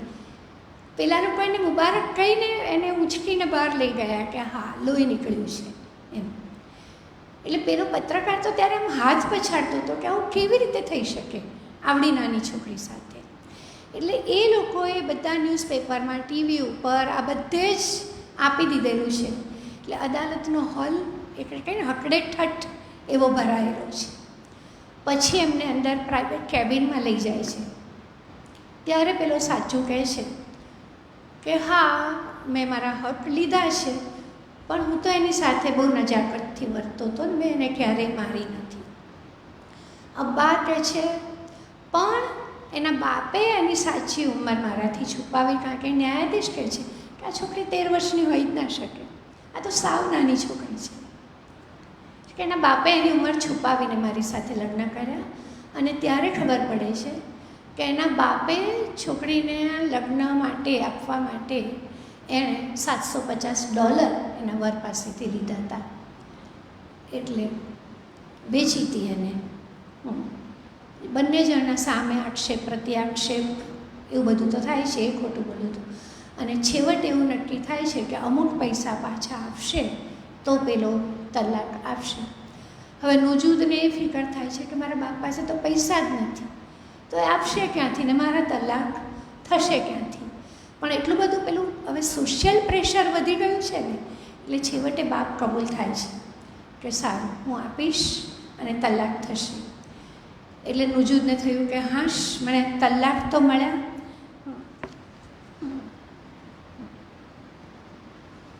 વચ્ચે હું ભાગું છું માં બી સરસ લખાણ હતું, પણ એ હું સ્કીપ કરું છું. પણ એ કોર્ટમાં જે છે એનું થોડોક એનો મનોભાવ મને વાંચવાનું ગમશે.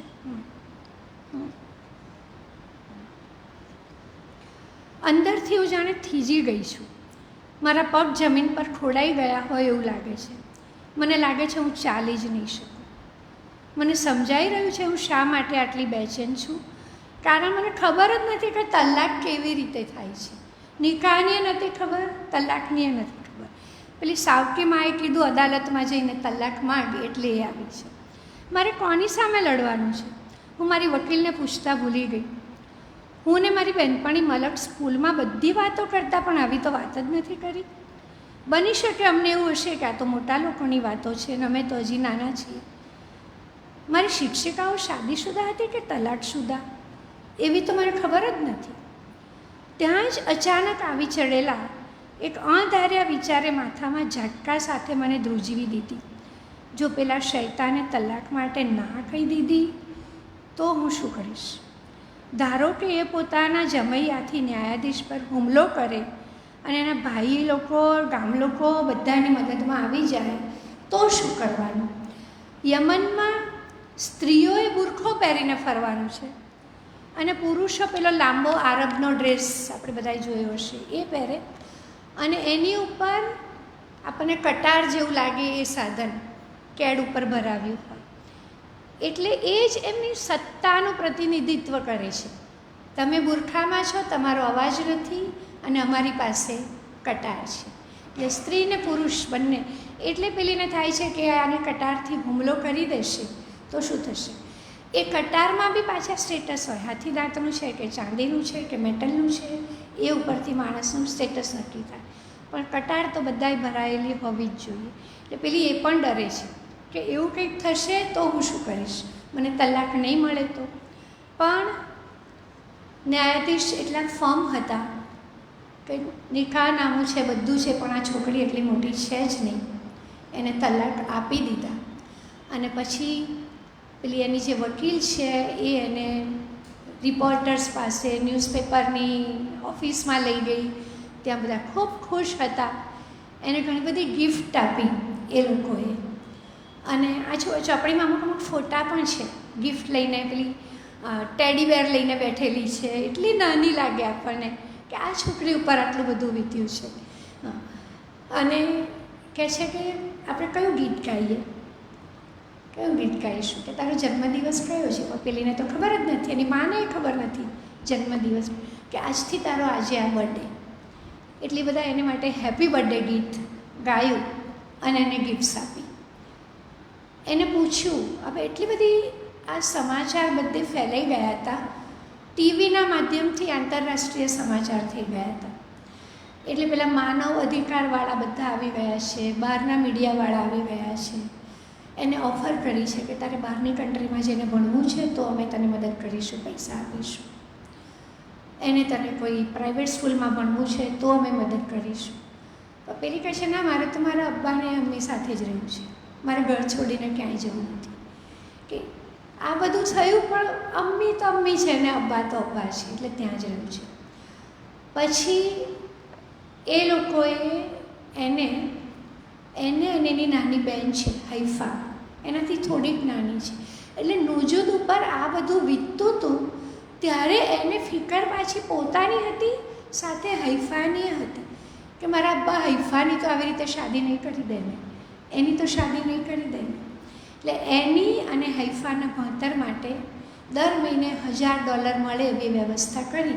એ લોકો બહુ નાના છે એટલે અબ્બાને પૈસા મળશે. પછી એને સ્કૂલમાં પણ એ લોકોનું એડમિશન કરાવ્યું. 2 જણનું ગાડી લેવા આવે છે, મૂકવા આવે છે. સ્કૂલમાં પહેલે દિવસે આગળી ઊંચી કરીને પેલી કુરાનની સૂરા બોલે છે કે હું ફરીથી, મને લાગે છે કે આજે હું નાની બાળકી થઈ ગઈ છું. બગીચામાં જાય છે ત્યારે વાળ બુરખો કાઢી, રૂમાલ છોડી, વાળ ખુલ્લા મૂકીને હિંચકા ખાય છે. વાળ છૂટે છે એટલે આજે હું આઝાદ થઈ ગઈ છું, આજે હું આ બધા બંધનમાંથી છૂટી ગઈ છું.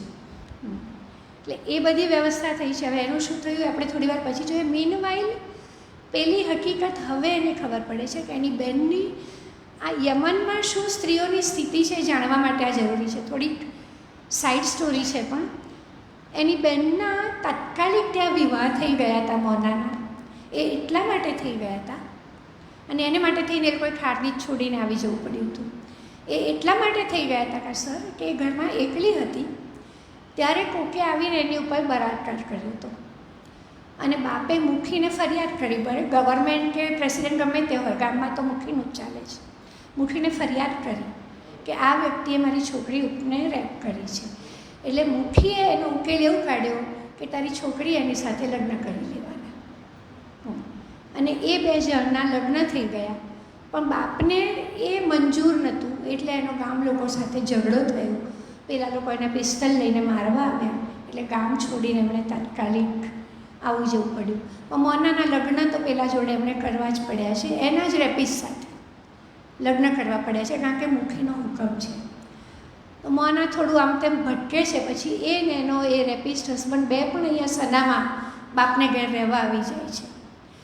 પણ પેલો છોકરો ત્યાંય સરખો નથી રહેતો. એકવાર એ એની બેન જમીલાના રૂમમાંથી પકડાય છે. બાય પ્રકૃતિ, by nature is a rapist. જમીલાના રૂમમાંથી પકડાય છે. હવે યમનના કાયદા પ્રમાણે વ્યભિચારની સજા મૃત્યુ છે. અને આ એની પત્ની છે, આ એનો વ્યભિચાર થયો. એટલે પહેલાં તો એ બે જણ ભાગી જાય છે. પછી જેલમાં જવું પડે છે, એમણે ફાંસી થવાની હોય છે. એટલે મોના ઉપર પ્રેશર આવે છે.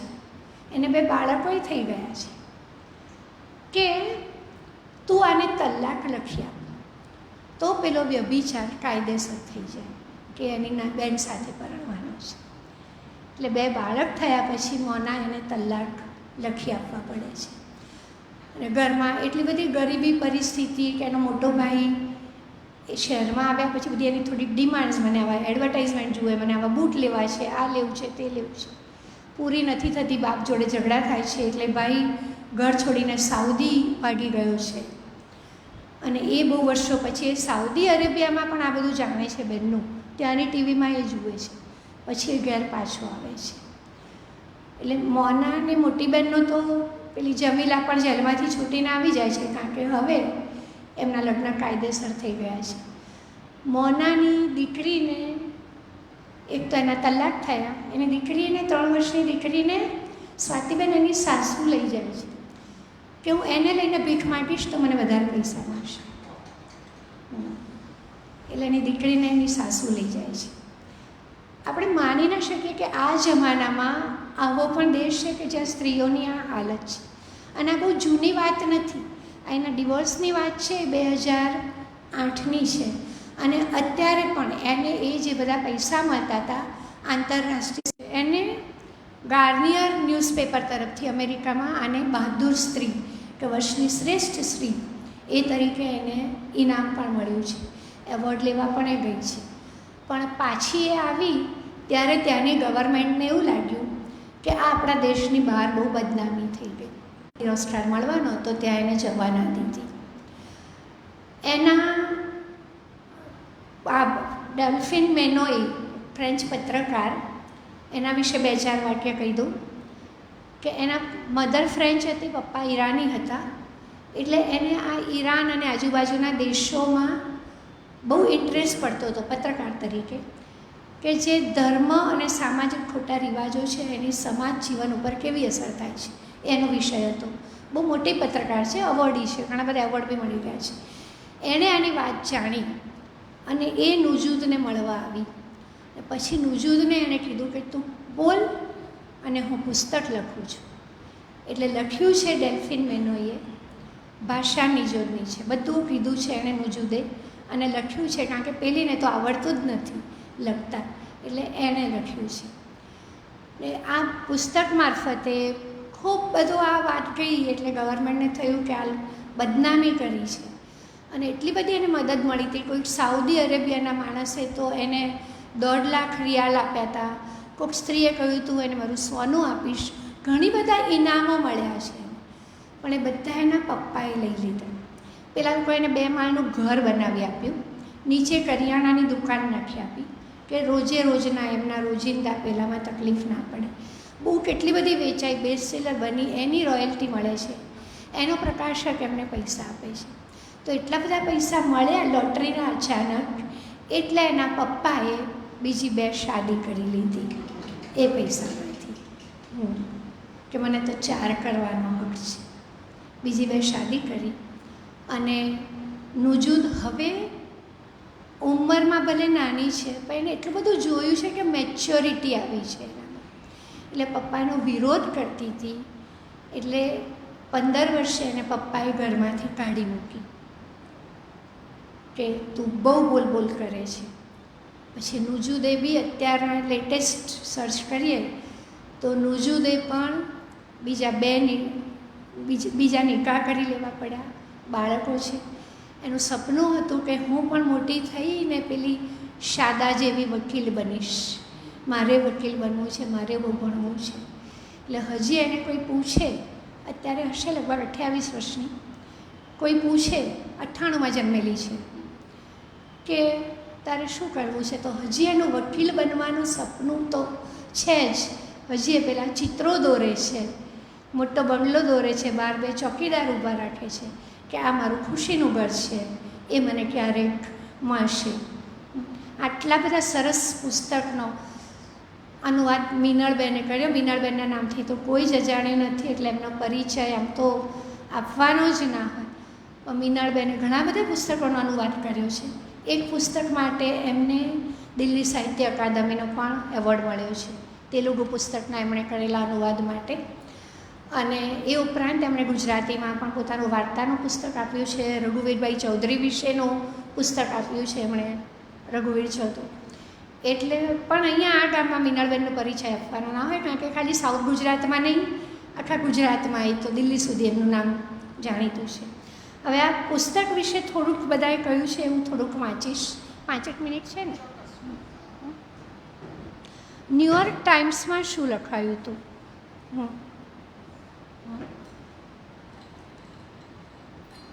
શરૂઆત કરી છે. હું હંમેશા મારા પિતા અને ભાઈઓના હુકમને માનતી આવેલી સાધારણ ગ્રામકન્યા છું. જન્મી ત્યારથી દરેક વાતે મેં હા કહી છે. આજે મેં ના કહેવાનું નક્કી કર્યું છે. એ અદાલતમાં આવી ત્યારનું વાક્ય છે. જ્યારે નુજુદ અલીના અબ્બાએ એનાથી 3 ગણી મોટી ઉંમરના પુરુષ સાથે એના નિકાહ નક્કી કર્યા, ત્યારે એના બાળપણનો અણધાર્યો અંત આવી ગયો. નુજુદ પોતે સહેલા શોહરના સિતમ અને પોતાના ભાગી છૂટવાના સાહસની વાત અત્યંત સાદી રીતે કરે છે. જ્યાં અડધાથી વધારે છોકરીઓના કાયદેસરની ઉંમર પહેલાં નિકાહ થઈ જાય છે, એવા યમનમાં સ્થાનિક વકીલો તથા પત્રકારોની મદદથી નુજુદે જે મુક્તિ મેળવી એ અભૂતપૂર્વ સિદ્ધિ છે. યમનની સામાજિક પરંપરા અને પોતાના કુટુંબ સામે નુજુદે ફેંકેલો પડકાર મધ્ય પૂર્વની ઘણી છોકરીઓને પોતાના નિકાહ સામે અવાજ ઉઠાવવા પ્રેરે છે.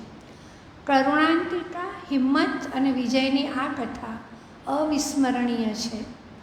એક નવી શક્તિશાળી આત્મકથા. આવડી નાની નુજુદ અલી નામની છોકરી જેવી બહાદુર કે તલાકશુદા બીજી કોઈ છોકરી હોઈ શકે એવું કલ્પવું અઘરું છે.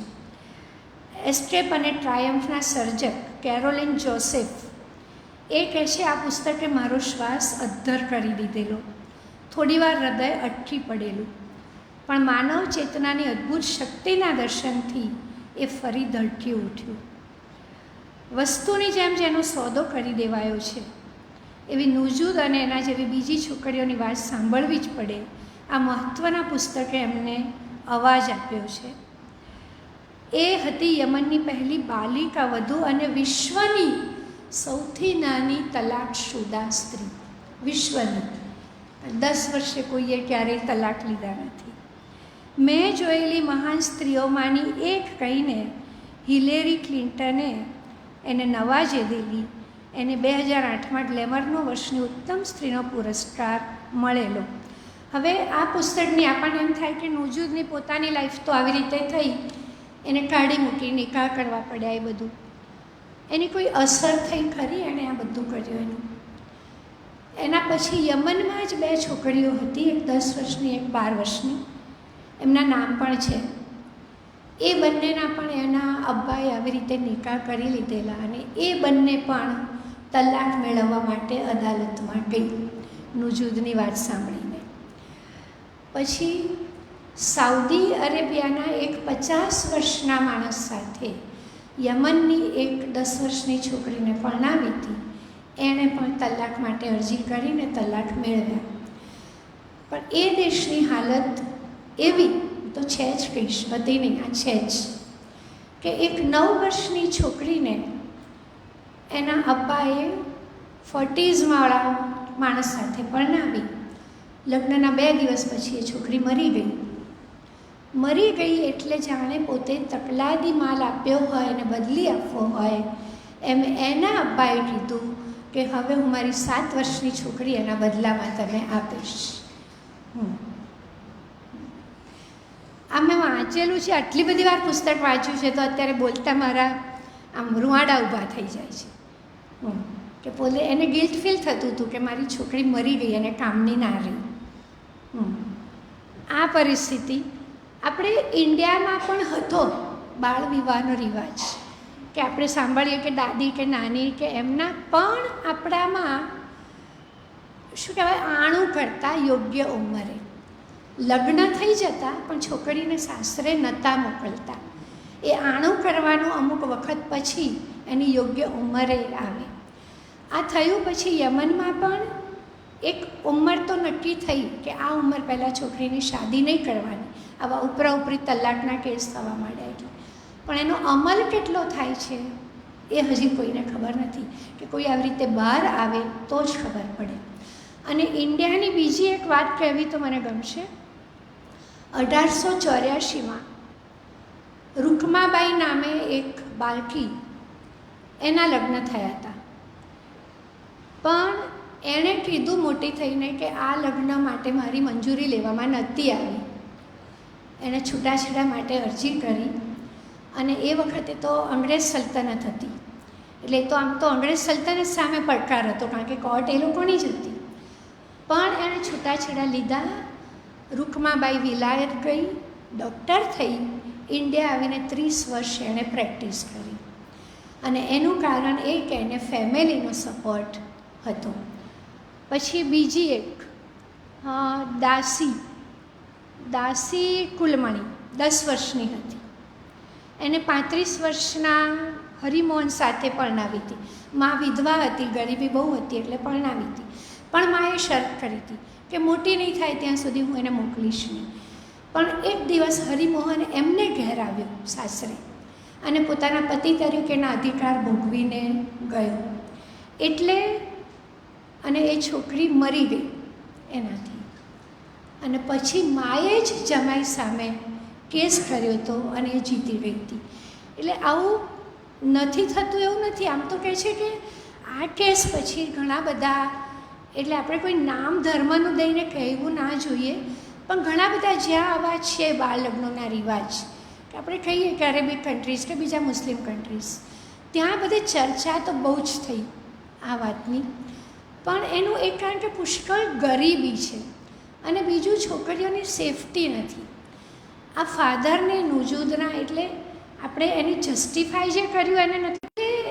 ફાધરની મેન્ટાલિટી એવી થઈ જાય કે એ લગ્ન કરી લેશે તો સેફ બની જશે. અને ત્રીજું, ફાધર આમાં કહે છે, નુજૂદ એ સાંભળે છે ત્યારે તો એને બહુ જ શોખ લાગે છે કે આવડી નાનીના, જ્યારે એની મોટી બહેન કહે છે કે હજી નુજૂદ બહુ નાની છે અબ્બા, હજી એના લગ્ન ના કરો, નિકાહ માટે નાની છે, ત્યારે એના અબ્બા કહે છે કે ઘરમાંથી એક જણ ખાવાવાળું ઓછું થશે, એટલા માટે મારે એના નિકાહ કરી નાખવા છે. એટલે ઇટસેલ્ફ બહુ સરસ જ છે, બેસ્ટ સેલર છે. અને પેલી બીજા ઘણા બધા આવા બેસ્ટ સેલર પુસ્તકો છે, મને એના નામ વાંચવા પણ ગમશે. એની હરોળમાં મુકાઈ શકે એવું છે. ખાલિદ હુસેનીની ધ 1000 સ્પ્લેન્ડિડ સન્સ એ છે.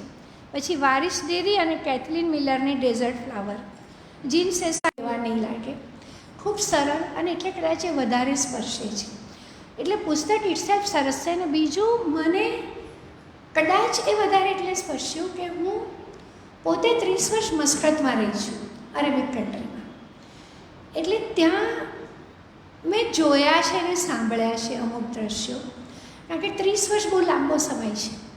એટલે તમે ઘણો બધા વસ્તુઓ તમે જોઈ શકો, લોકલ માણસો સાથે પરિચય થાય, એ બધામાં ઘણું બધું મેં જોયું છે. એટલે રસ્તા પર ફરવા નીકળીએ ત્યારે સ્વાતિબેન એક પેલો આમ મોરની જેમ ત્રીજી ચોથી દુકાન તમને બ્યુટી પાર્લરની જોવા મળે, કારણ કે એમને સતત ઇન્સિક્યોરિટી સતાવે છે કે હું થોડીક બી સુંદર નહીં દેખાઉં, મારા શોહરને નહીં ગમું તો એ બીજી લઈ આવશે. એટલે અને બીજી બધી ઘણી બધી વાતો છે જે હું અહીંથી કહી શકું એમ નથી, પણ એ બધું જે મેં જોયું છે ને, એટલે મને આ બધું પેલું એકદમ રિલેટ થયું કે હા આ છે. અને ઓમાન તો હજી ડેવલપ કન્ટ્રી છે, ખૂબ પછાત દેશ છે, હજી પણ એટલો જ પછાત છે કે એજ્યુકેશનમાં. અને ત્યાં બાળકો મોટાભાગે મા બાપ ભીખ માંગવા મોકલી દે છે બાળકોને રસ્તા ઉપર કે તમે તમારું ખાઓ ને તમે તમારું ખાઓ.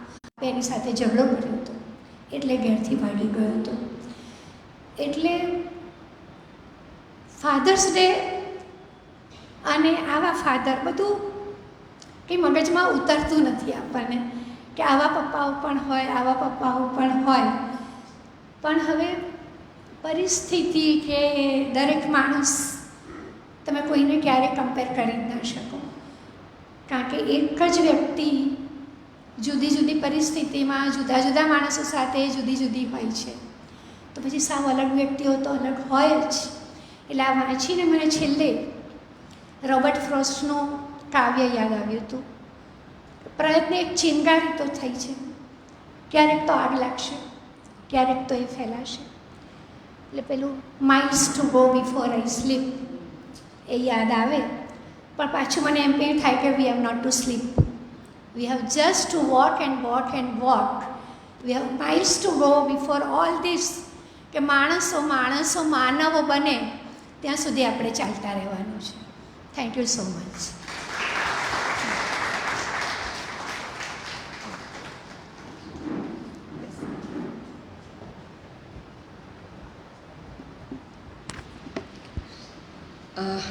સ્પીચલેસ થઈ જવાય એવો બધાને જ અનુભવ થયો. અને આ બાજુ જ નહીં, આ બાજુથી પણ રૂમાલો નીકળ્યા અને આંસુ દેખાતા હતા બધાના. કેટલાક પુસ્તકો ખરેખર આપણને સૂવા નથી દેતા, એવા પુસ્તકો એમણે કહ્યું તેમ નોટ વિધાઉટ માય ડોટર હોય કે ધ લાસ્ટ ગર્લ હોય કે પછી એમણે જે 2-3 પુસ્તકોની વાત કરી, એવા પુસ્તકો ખાલી આપણને એક જાગૃત કરવા માટે છે. બાકી પ્રયત્ન કેટલા થાય છે અને કેટલા શક્ય બને છે. આ પુસ્તક બધાથી જુદું એટલા માટે પડે છે કે એને એક્ઝેક્ટલી હેપી એન્ડિંગ ન કહી શકાય એવો અંત છે આનો, કે ભાઈ ચલો હવે ખાધું પીધું ને સુખી થયા નહીં.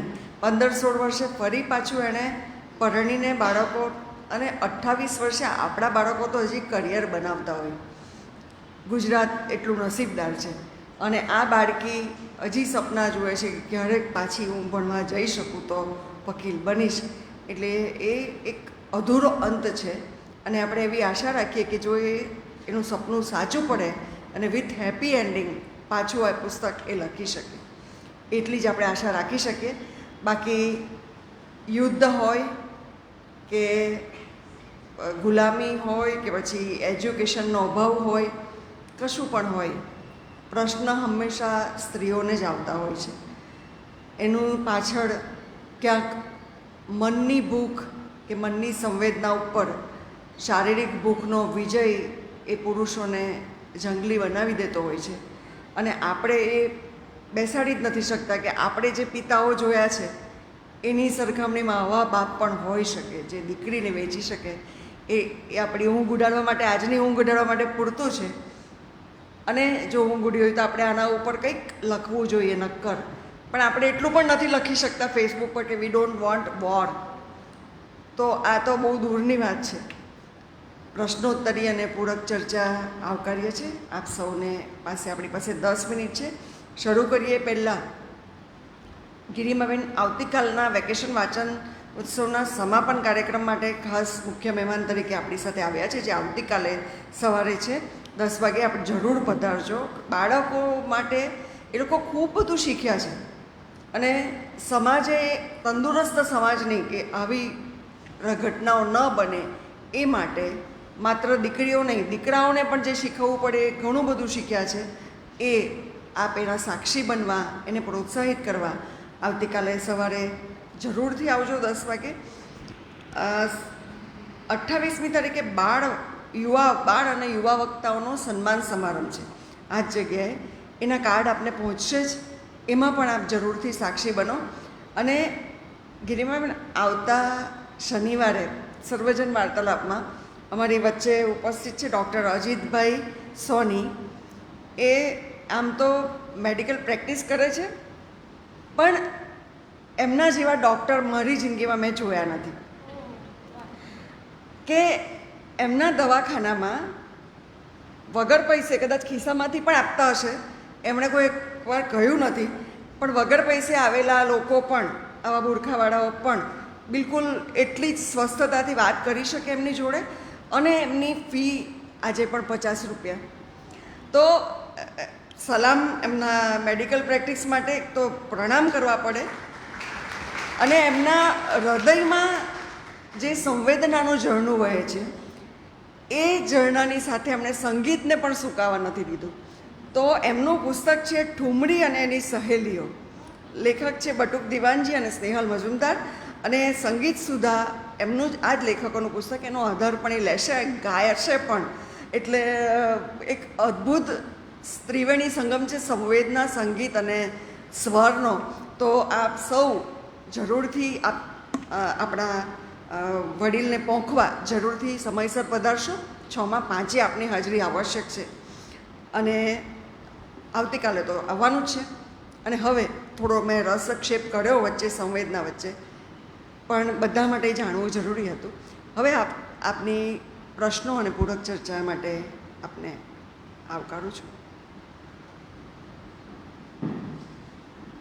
સૌપ્રથમ તો ગિરિમાબેન ખૂબ ખૂબ અભિનંદન. શરૂઆત તો અભિનંદન આપવાની મુજુમથી જ કરવી પડે. આજ ટાઇટલની ફિલ્મ પણ બની હતી, આઈ મુજુમ ઇઝ 10 ડાયવોર્સ, અને એના પ્રોડ્યુસર ડાયરેક્ટર પણ એક લેડીઝ જ હતા, ખલીકા અલ સલામી. અને જે વકીલ સાબા નાસિર, આ બંને વકીલે અને પ્રોડ્યુસરે એમણે પણ ખૂબ સહન કરવું પડે છે. ખૂબ સહન કરવું પડે. સામાજિક બહિષ્કાર તો ખરો જ, પણ વકીલે તો વકીલ મંડળનો પણ બહિષ્કાર કરવો પડેલો, અને વિદેશી એજન્ટ તરીકે પણ તે લોકો ઓળખાયેલા. હા, એ બધું છે પુસ્તકમાં, પણ એટલે ઘણું લંબાણ આપણે મેઇન પહેલાંથી થઈ જતું હતું. બાકી વકીલે ખૂબ સહન કર્યું છે. હા, એટલે એ લોકો તો અભિનંદનને પાત્ર છે જ, પણ એનાથી પણ વધારે અભિનંદનને પાત્ર વિનરબેન છે કે જેમણે આટલા શ્રેષ્ઠ પુસ્તકનું અનુવાદ કર્યું, ને એમની સાથે તમે અહીં લાવીને અમારી સરસ રજૂઆત કરી, એ બદલ આપને પણ ખૂબ ખૂબ અભિનંદન. એક તો પ્રશ્ન નથી, પણ આ જે બાળ વિવાહનો જે એ છે એ તો આપણા ત્યાં હવે અપવાદરૂપ થઈ ગયો છે સમસ્યા. પણ લગ્ન પછી જે નવોઢાને જે અન્યાય થાય છે, જે અત્યાચાર થાય છે, એને લીધે ઘણી નવોઢાઓએ આત્મહત્યા કરી છે. નવસારીમાં પણ થઈ છે અને થઈ રહી છે. એટલે આ પુસ્તક ખરેખર તો એવી બાળકીઓને કે છોકરીઓને એ પ્રોત્સાહન રૂપ છે કે ભલે ઉપર થઈ ગઈ હોય ને લગ્ન થયા હોય, પણ અન્યાયનો સામનો કરવો. જે છોકરી ભાગીને અદાલત સુધી પહોંચી અને ન્યાય મેળવીને આઝાદ થઈ, તેવી જ રીતે લડત આપીને કોઈ પણ નવોઢાએ આત્મહત્યા કરવાને બદલે લડતનો માર્ગ અપનાવી આઝાદ થવું જોઈએ. આ એક ખૂબ જ પ્રેરણાદાયી વસ્તુ છે, અને એ ખૂબ આવકારદાયી છે. ફરીથી અભિનંદન. Thank you so much. ના, આપની વાત સાચી છે, સામાજિક સમસ્યા છે જ, પણ એમાં પહેલી આપણે વાત કરીએ એમ ફેમિલી સપોર્ટ બહુ જરૂરી છે. આપણે ત્યાં પહેલી વાર છોકરી આવીને ફરિયાદ કરે એટલે ધીમે ધીમે સેટલ થઈ જશે. પેરેન્ટ્સનું આ વાક્ય મોટે ભાગે એ હોય છે. જ્યાં જઈને રહે તો શરૂઆતમાં એવું જ હોય, પછી ધીમે ધીમે સેટલ થઈ જશે. અને પછી એ ફરિયાદો ઘણા બધા કારણો, એટલે સોશિયલી બધું બહુ જ હોય છે. નહીં તો આટલી બધી ભણેલી ગણેલી મોડલ અને જજની પુત્રવધુ, હમણાં જ આપણી સામે દાખલો થયો છે, એનો આવો અંત ના આવ્યો હોય. એટલી ભણેલી મોડલિંગ, એટલી સુંદર, પણ એટલે આપણે ત્યાં છોકરીઓને સંસ્કારના નામે બી ઘણું બધું આપી દેવામાં આવે છે. પછી આબરૂ, આમાં જેમ બાપની આબરૂનું હતું એમ પાછી આવે તો આબરૂનું શું થાય? તારી નાની બહેન છે એને કોઈ નહીં પરણે, આ એક બીજો ભાઈ છે, હા, કે તું મોટી છે તારેથી પછી નાનીને મારે કેવું કરવાનું, એટલે તારે તો ત્યાં રહેવું જ પડશે. એટલે બાપને ઘર પાછું નથી આવવું, ત્યાં રહેવાતું નથી. એટલે છોકરીનો અંત તો સ્મશાનમાં આવે છે, કાં તો જાતે લાવેલો હોય કાં તો સાસરિયાએ આપેલો હોય, બળી ગઈ હોય કે બાળી નાખી હોય, આ બેમાંથી હોય. એમાં સોશિયલ સ્ટિગ્મા, આબરૂને આપણે એટલી બધી મહત્ત્વ આપી દઈએ છીએ. પેલું સબસે બડા રોગ ક્યાં કહેંગે લોગ, એ ખરેખર બહુ જ બધાએ અપનાવેલું છે. અને ખાસ કરીને આ બધા પ્રશ્નો આબરૂના એવા મિડલ ક્લાસને વધારે નડે છે. સાવ લોઅર ક્લાસ ઝૂંપડપટ્ટીમાં તો જા તું તાર રે ઘેર રે, હું તો જઉં છું એમ કરીને નીકળી જાય છે સ્ત્રીઓ. બહુ ઉપરના વર્ગમાં એમને કોઈ પૂછવાવાળું નથી. એટલે મિડલ ક્લાસને આ પ્રશ્ન સામાજિક પ્રેસ્ટીજનો બહુ જ નડે છે. અને એને લીધે આપણી વાત સાચી છે, બહુ બધી છોકરીઓનો ભોગ લેવાય છે ઘણી બધી રીતે. એમાં એ પેલું અગ્નિદાહ કરે કે ફાંસો ને એવું બધું આપણો સખત જીવ બળી જાય છે. પણ બહાદુર થવું જ જોઈએ.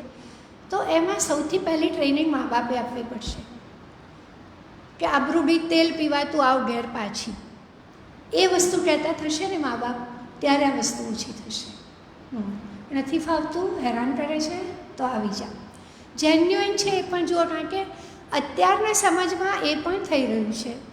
બહુ મોડર્ન છોકરીઓ કે સાસુ રસોડામાં મોકલે તોય એમને નથી ફાવતું, એવું પણ થયું છે. અને ઝાડુ કાઢવાનું કહે તો કે કાં તો મારી પાસે કામ કરાવે છે. એટલે એ પણ એક્સ્ટ્રીમ છે પાછું. એટલે એ બંને વચ્ચે બેલેન્સ થવું જોઈએ કે છોકરીઓને બી ખબર એડજસ્ટમેન્ટ હોય જ, નવું ઘર છે, નવું વાતાવરણ છે, એ શીખવાનું છે. અને સાથે ખોટું સહન નથી કરવાનું એ શીખવાનું બહુ જરૂરી છે. સહન તો ક્યાંક મમ્મી બી લડતી તો હોય જ, છોકરીઓને ગમે તે થતું હોય, મા દીકરી વચ્ચે સંઘર્ષ થતા હોય, એ જરૂરી છે.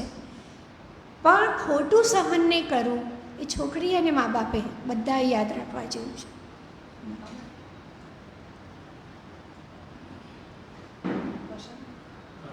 ખૂબ ખૂબ ધન્યવાદ. સરસ પુસ્તક, સરસ રજૂઆત.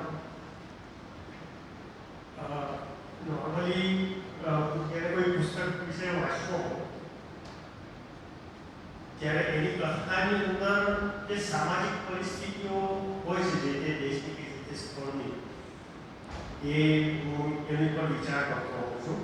અત્યારે તમે જ્યારે વાત કરતા હતા હું ગૂગલ મેપ્સ પર જોતો હતો. યમન ક્યાં છે મને ખબર છે, પણ જે યમન આપણે તમે જે શરૂઆતમાં જ કીધું કે એક જમાનામાં ખૂબ જહોજલાલીવાળો સેન્ચ્યુરીઝ પહેલાં. હા, બરાબર. તો એની આજે આવી પરિસ્થિતિ, પહેલો પ્રશ્ન એ કે ખૂબ ગરીબીમાં ધકેલાઈ ગયો, કેમ ધકેલાઈ, શું કારણો એવા જેવા ત્યાં કે જે આખો બધો સમૃદ્ધ દેશ અચાનક ગરીબીમાં જતો રહ્યો? એ એક પ્રશ્ન છે. હવે એ પ્રશ્નના મૂળ જાણવા માટે આપણે ખૂબ પાછળ જવું પડે, બરાબર. એનો પ્રશ્નનું મૂળ એક એવું છે કે જે કારણ કે આ સમૃદ્ધિ તો 15મી સદીની ને એવી વાત છે, સેન્ચ્યુરીઝ પહેલાંની વાત છે.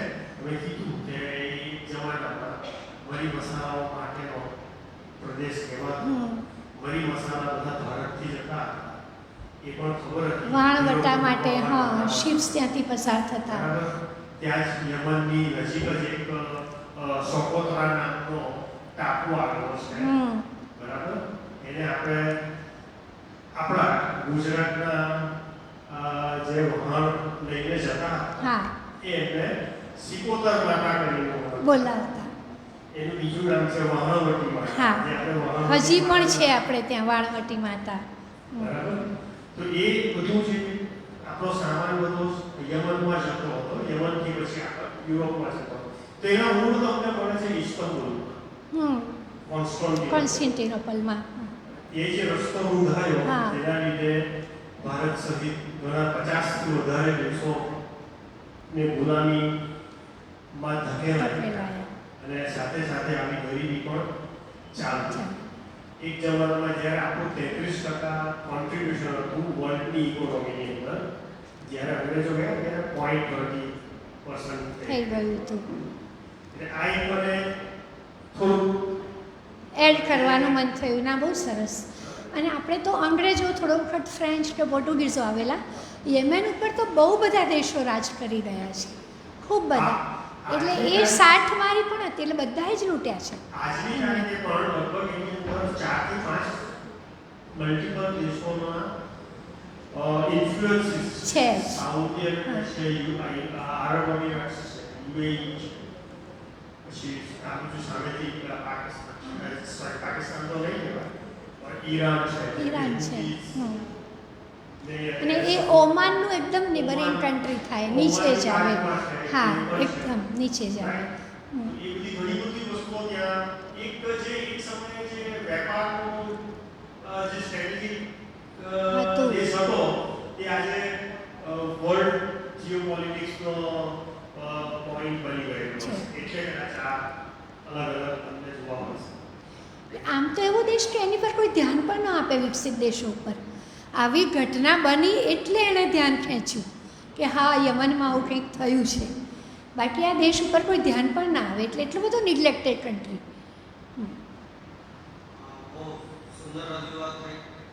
સંવેદના તંત્રને બરાબર ટચ કરાવીને આટલી એવી નાની છોકરી પર આટલા બધા જન્મ થાય એ તો બહુ અસહ્ય બાબત છે. સાથે સાથે વિચાર આવે છે કે આવી સમસ્યા વિશ્વમાં બનતી જાય છે તો એનો ઉકેલ શું હોય છે? તો એક ઉકેલ તો આપણે એ વિચારી શકીએ કે એજ્યુકેશન. જો એજ્યુકેશન સર્વપ્રથમ 100% થઈ જાય તો સ્ત્રીઓમાં પોતાના વિશે જાગૃતિ આવી જાય, પોતાની સાચી જાણકારી આવી જાય અને એ બરાબર લડી શકે. બરાબર કહેવું નથી, પણ 7 પગલા આકાશમાં પુસ્તક આપણા ગુજરાતમાં કુંદનિકાબેન કાપડિયા છે અને સ્ત્રીઓ માટે આદર્શ પરિસ્થિતિનું નિર્માણ કરે છે. તો એ પરિસ્થિતિ એજ્યુકેશન ને સાહેબે કહ્યું એ પ્રમાણે બાબતો ધ્યાનમાં લેવામાં આવે તો શક્ય છે. ના, ખૂબ સારો વિચાર છે ભાઈ. પણ આવા દેશોમાં એજ્યુકેશન એ પણ પ્રોબ્લેમ છે, કારણ કે આ નુજુદે કીધું એમના ગામમાં સ્કૂલ જ નથી. છોકરાઓ 2 કલાક ચાલીને સ્કૂલ જાય છે, ત્યાં છોકરીઓને મોકલવી સેફ નથી, કારણ કે પરિસ્થિતિ આવી છે કે ઘરમાં આવીને પુરુષ કોઈ દીકરીને રેપ કરી જાય છે. એટલે ઘરની બહાર તો છોકરીઓને મોકલવી એ શક્ય જ નથી. એટલે કહું કે જો અને તો બધું ઘણું બધું બાંધેલું હોય છે, પણ એજ્યુકેશન એ બહુ જ સારી વસ્તુ છે. ખરેખર એનલાઇટમેન્ટ આવે ને જે એજ્યુકેશનથી, પેરેન્ટલ અને ચિલ્ડ્રન બંનેમાં ખૂબ જરૂરી છે. શિક્ષણ કામ નહીં કરે, ધર્મ સુધારણા એ પણ આમાં ખૂબ મહત્વનો ભાગ ભજવી શકે. ગિરિમાબેનથી હું પરિચિત છું, સતત મેગેઝિનો વાંચું છું, એટલે તમારે ખૂબ વાંચું છું, એટલે આજે તમને જોવા માટે આવેલો છું. ગિરિમાબેન કેવા છે અને તમારી સરને જ્યારે પણ તમારું નામ આવ્યું ત્યારે તમારી સરને મને બહુ પૂછે. ગાડે ખાન જો સુરતી હોય તો ગાડી ખાઉં એવું હોય, આ ગાડે ખાન ક્યાંથી આવે તે થાય. પણ મેં માધવીબેનને કહ્યું છે, એટલે અત્યારે બધા મોડું ના થતું હોય તો હું કહી દઉં અટકની હિસ્ટ્રી.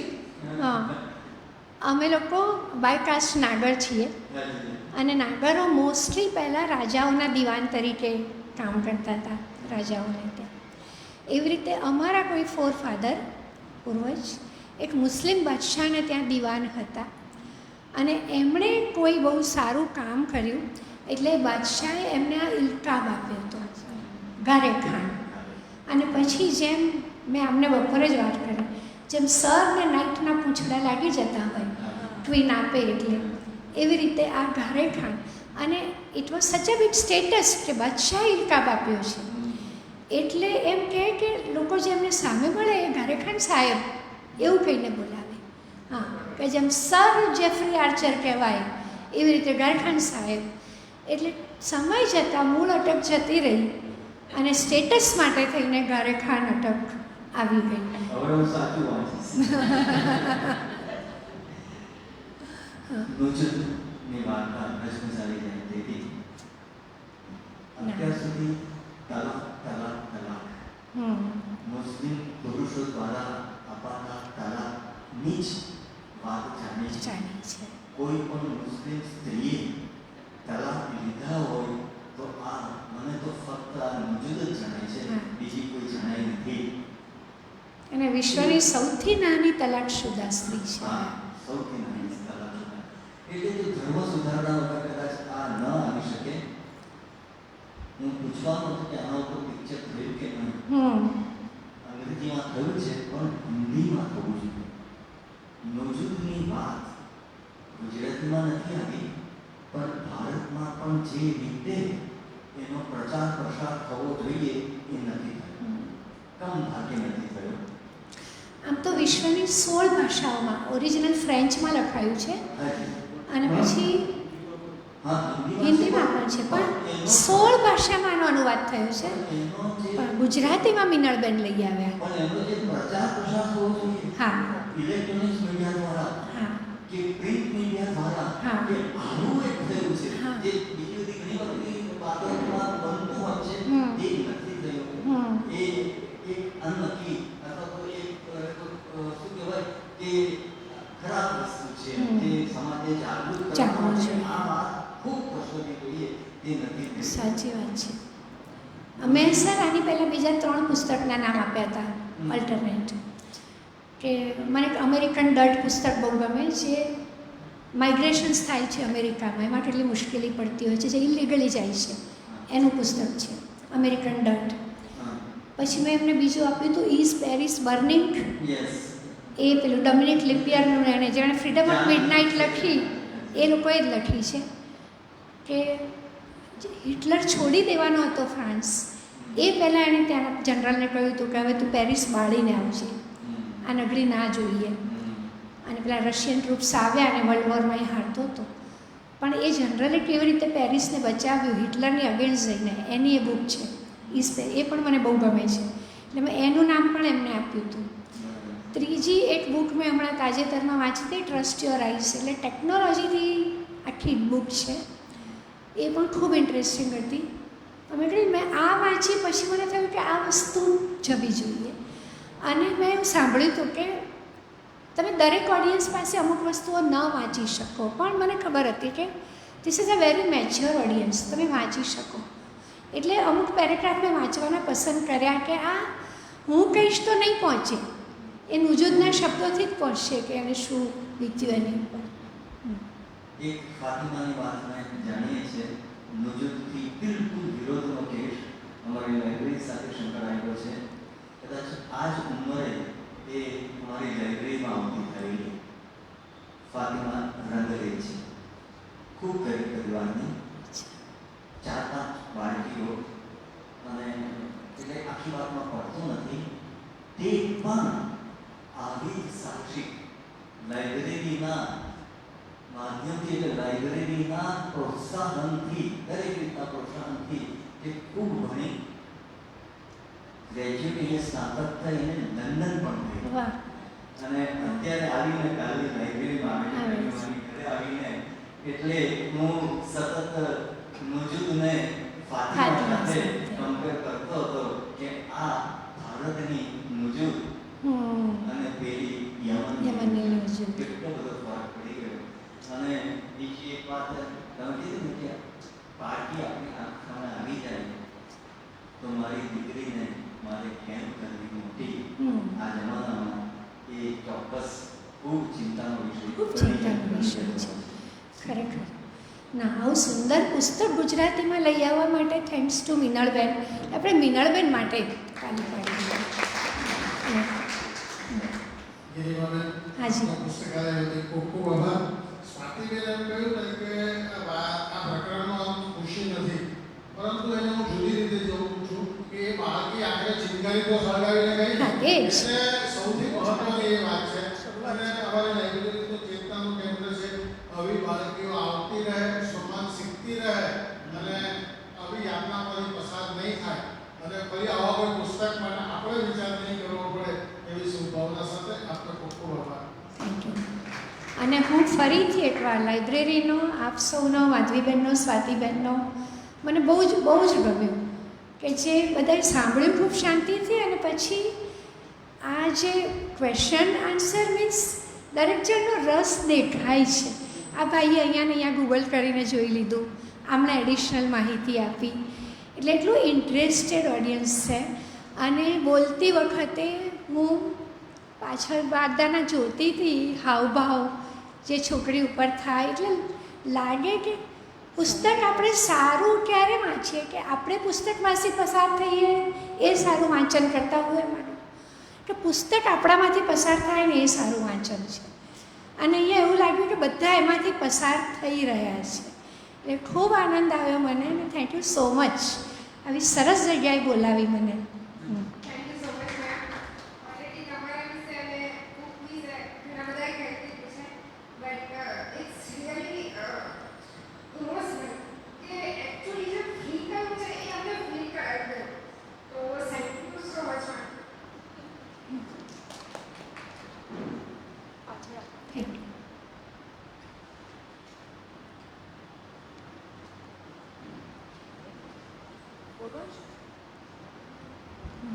હું પણ બેન પહેલી બીજી વાર વાંચતે રડી જ છું અને ઘણી બધી વાર આજે બપોરે તમારે ઘેર બેસીને મેં પાછું વાંચ્યું, ટ્રેનમાં પણ મેં વાંચ્યું ને પણ દરેક વખતે કંઈક નવું સંવેદન જાગે મારામાં. મારી ગ્રાન્ડ ડોટર 7 વર્ષની છે તો મને એ યાદ આવે કે આનાથી થોડીક જ મોટી નુજુદ એટલે કેવડી, એવું તરત જ યાદ આવી જાય. તમારી જે કોમેન્ટ હતી ને નવસારીમાં ફરતા ફરતા કે આ લાઇબ્રેરીને કારણે હશે, તો લાઇબ્રેરીની પ્રવૃત્તિને કારણે ભગવતી કુમાર શર્માએ નવસારીને ગ્રંથ તીર્થનું વિશેષણ આપ્યું અને ખૂબ યોગ્ય છે. અને ગ્રંથ તીર્થના બધા પૂજારીઓ બેઠેલા છે મારી સામે અને ભાવકો પણ છે તીર્થના આવનારા. એટલે એ તીર્થમાં આજે મને બોલાવી હું પાવન થઈ ગઈ ખરેખર.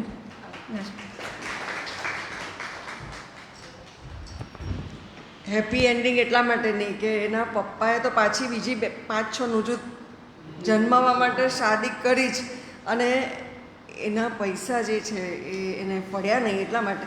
પણ સાચો પુસ્તક પરિચય એ છે કે તમે તમારા તરફથી કશા પણ મસાલા ઉમેર્યા વગર પુસ્તકને એના મૂળ સ્વરૂપે અને મૂળ સ્વાદ સાથે રજૂ કરો, જે આપે ખૂબ સુંદર કર્યું. અને ખાલી આંસુ આ બાજુથી જ આવે એવું નથી, આ બાજુથી પણ બહુ જ બધા રૂમાલો ભીંજાયા છે. તો ફરી એકવાર આપણે ગિરિમાબેનને તાળીથી વધાવી લઈએ અને આવતીકાલે એમનું બાળ સ્વરૂપ જોવા પણ પાછા ચોક્કસ પધારજો. ત્યાં સુધી વિરામ લઈએ. શુભરાત્રિ.